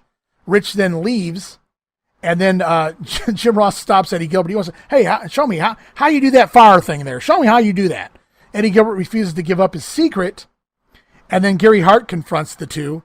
And Eddie and Gary Hart get into a kind of a verbal joust of sorts, with Gary Hart winding up calling Missy Hyatt a few names.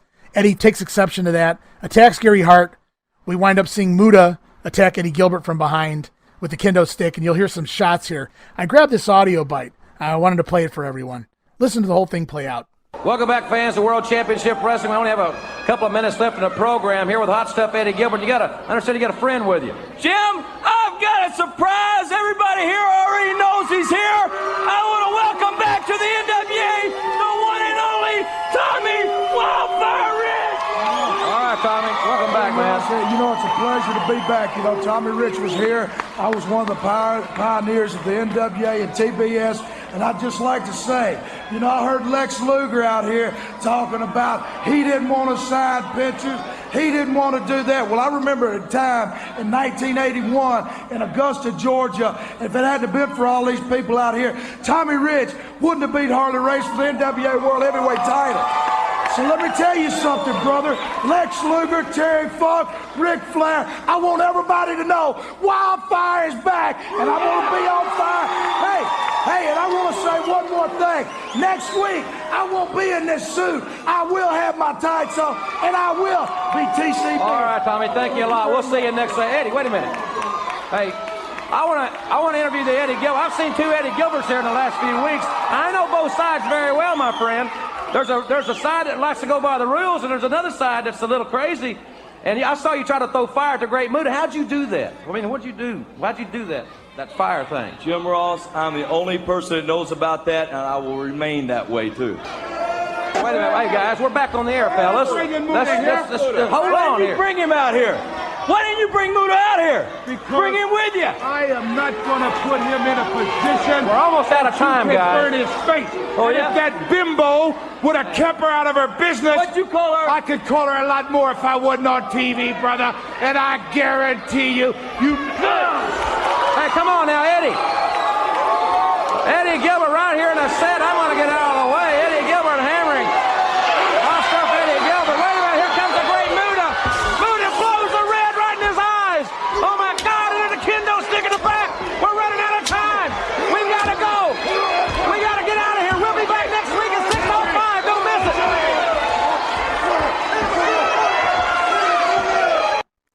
And And that was just a 3-minute segment. What a show this week here on TBS. Yeah, this show was crazy. It's beginning to end. It never stopped. Everything was good. Everything made a point. Everything was a part of the major angles that we have going on here. And it's just, if you blink, you miss something. That last segment was awesome. Eddie Gilbert's rocking a all white, like long sleeve shirt. And so when he got misted with that red, it was just covered in red. It looked like blood was splattered all over it. And it was just an excellent way to end this show. Like, everything about this show is just awesome. It's one of the best ones we've watched so far.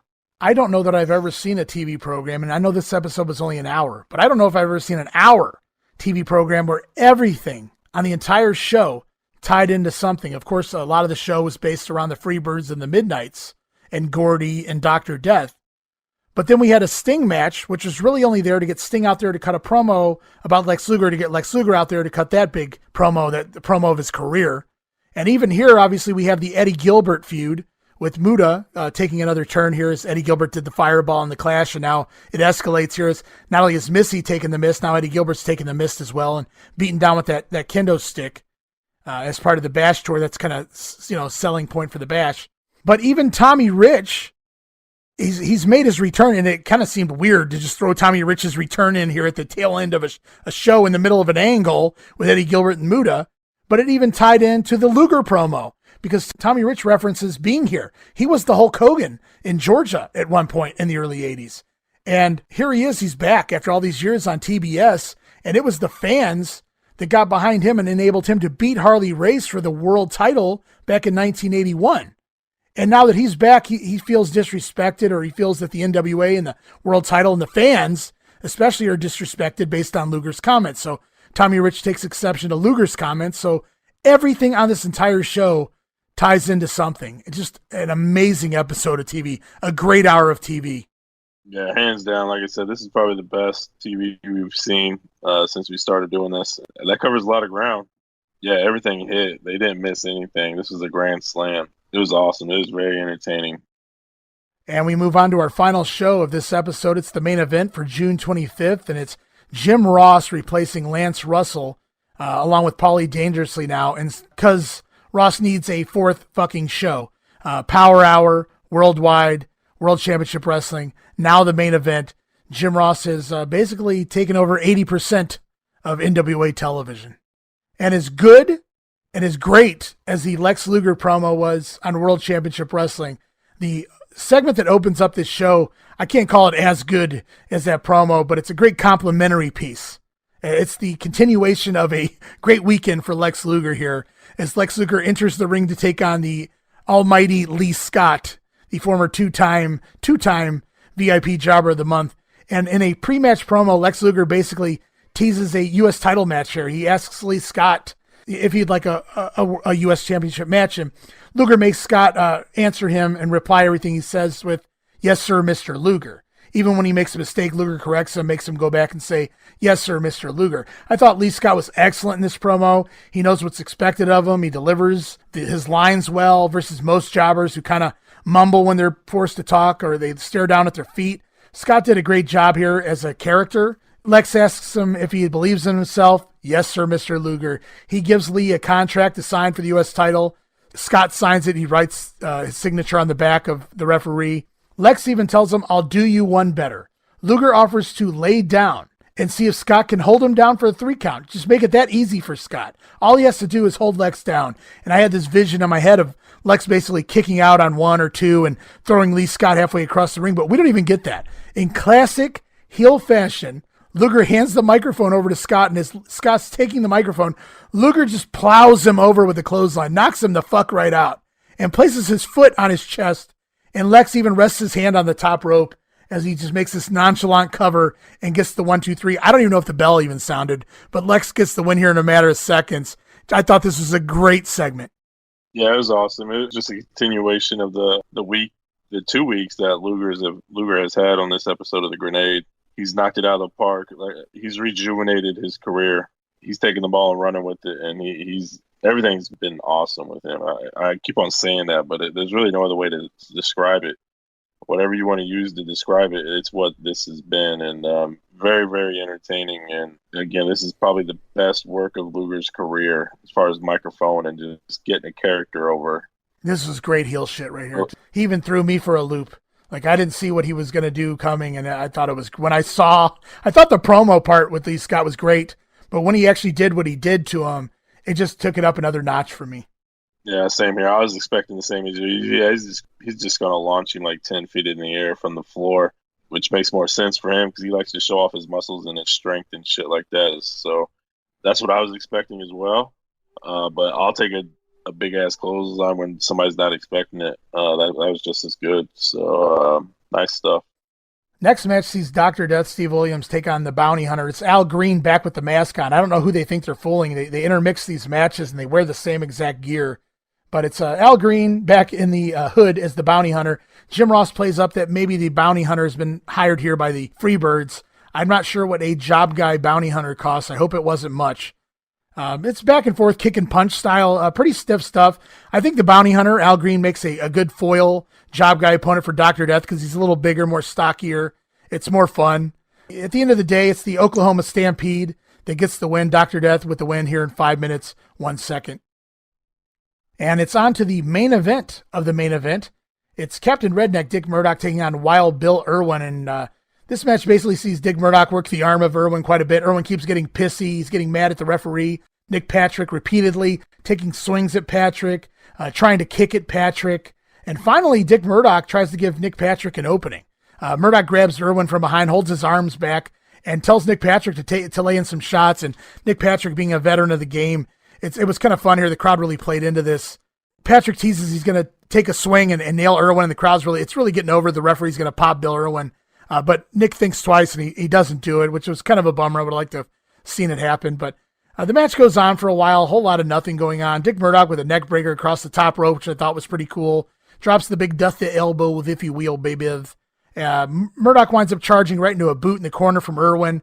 Irwin makes the cover, gets his feet on the ropes for some leverage, and maybe if Irwin wasn't completely shitty, he would have actually got his feet on the ropes before the 3. I don't even think he gets his feet on the ropes till the actual 3 count, but Bill Irwin initially gets the win here in 12 and a half minutes. Or does he? It's Ricky Santana down to the ring. He tells Nick Patrick what happened. The match is restarted. Dick Murdoch real quick with the O'Connor roll. Rolls up Irwin and gets the win in another 15 seconds or so. So the whole match goes about 13 minutes, and Bill Irwin levels Dick Murdoch immediately after the bell, beats Murdoch down with the whip, chokes Murdoch out. I'm wondering, where was Ricky Santana? He was just out here 30 seconds ago pleading his case with Nick Patrick, and now he's not even out here to help Dick Murdoch. But Santana comes back out, runs out to make the save, and Irwin sucker punches him too, and then winds up choking Santana with the whip and actually hanging him over the top rope with the whip. And Dick Murdoch back in with a chair to run Irwin off, but Dickie never comes and checks on Santana, which I thought was funny. Santana came to Murdoch's aid. He even helped him get a win here, but really Murdoch never even bothers to go check on Santana after the match. Other than that, I don't know. It was okay main event match, I guess. Yeah, I was bored with this one. It was just a lot of arm bars, and I'm kind of bored with Murdoch. He doesn't have really anything serious going on, and his matches are just work the arm, does some elbows, and then a brain buster, and it gets old. I mean, yeah, he can mix it up when he gets in there with a name like Muta and do some stuff that's different. But when it comes to these matches, he just doesn't seem like he cares. He's going through the motions. I feel like, he's obviously at a tier higher than an Irwin or a Santana, but I feel like he's really just there right now. They have nothing necessarily for him. He's just a solid hand to have on your roster, I guess, at this point. Yeah. The angle at the end was cool. It was cool seeing Ricky Santana there come back, and even though they had a draw last week's main event that we didn't get to see, it looks like they're still continuing on with this. So maybe another match of theirs will pop up to where we can get the payoff. All in all, decent angle to end the show. I thought it wasn't bad. Just the match was very boring. Yeah, and in regards to things popping up, supposedly this show also included a music video of Scott Hall set to When the Going Gets Tough. I really hope that does pop up on a future show because I really want to see me some more Gators. I know Hall makes it to at least the Great American Bash pay-per-view, so we got a few weeks more of Scott Hall at the very least. And that's pretty much the end of the main event here this week and the second week here that we're covering of the NWA on this episode of The Grenade. Not a bad show. No, it's been fun. Lex Luger's really been MVP here for me this show. And next show, we're going to cover another couple weeks of NWA television, and that's going to include the big July 1st announcement, the press conference of Ric Flair and his decision of what he's going to do with his career. Is he going to retire and give up the World Heavyweight Championship, or is he going to return to the ring? We're going to find out on the next episode. That's episode 13 of The Grenade. Can't wait. I'm interested to see the press conference. We all know where it's heading. It's been a long time since I've actually seen it, and the way they built it up and pushed these promos, you get pretty excited to see it. You want to know what Flair's announcement is going to be. So that's a big time segment in itself that I'm definitely looking forward to. And I'm actually excited to see Power Hour, to see how well they hype it up, because it's only a day later. So that's going to be interesting to see as well. Yeah, I'm definitely interested to see more of the 1989 version of the Power Hour. I know on the next show, we're going to see our first look at the Skyscrapers together. I think we're going to see our first look in the ring of Flying Brian. Like I said, the Ric Flair angle and a whole lot more as we start building into the Bash. We're heading into July, which is an exciting time. I always love the Great American Bash. So not just 89, but just in general, it was one of my favorite pay-per-views, summertime pay-per-views. You had SummerSlam, the WWF, Great American Bash, the NWA. So I'm pretty stoked as we get moving into the summer months here. And so, Steve, man, I want to thank you again for joining me on this ride through 1989, the NWA. Thanks, man, and I look forward to talking to you again in the next episode. Absolutely, man. It was my pleasure. It's been a blast. It was a great show, and I'm excited for the next one. Promotional consideration paid for by the following. Okay, guys, we're heading into the home stretch. Congrats once again to our Halloween free prize giveaway winners. And a reminder that we've got more free prize giveaway contests coming very soon. So stay tuned and follow us on Twitter at Wrestling Grenade. That's at RASSLIN Grenade for your chance to win future prizes. And we'll be back next week for 2 more weeks of NWA news and TV reviews as we move into the month of July of 1989. We're only 3 weeks away from our next free prize giveaway as well. That will be announced as part of our Great American Bash 89 watch-along. More news on that next week. So keep following and make sure you retweet and tell your friends to follow at Wrestling Grenade. Don't forget, we're only 1 week away from the debut edition of Monday Warfare, The Battles Within. It's an in-depth look at the entire Monday Night War featuring TV reviews, backstage news, and those ever-important TV ratings. That's Monday Warfare, debuting November 9th on WrestleCopia.com and your favorite podcast streaming apps.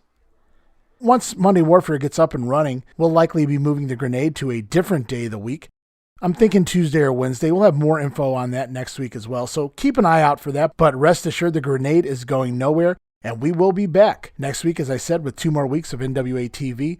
So for now, this is Ray Russell for Steve Eckstat saying, from pillar to post and coast to coast, you pull the pin and we'll pick up the pieces right here on the Wrestling Memory Grenade. See you next week. Don't miss it. Be there.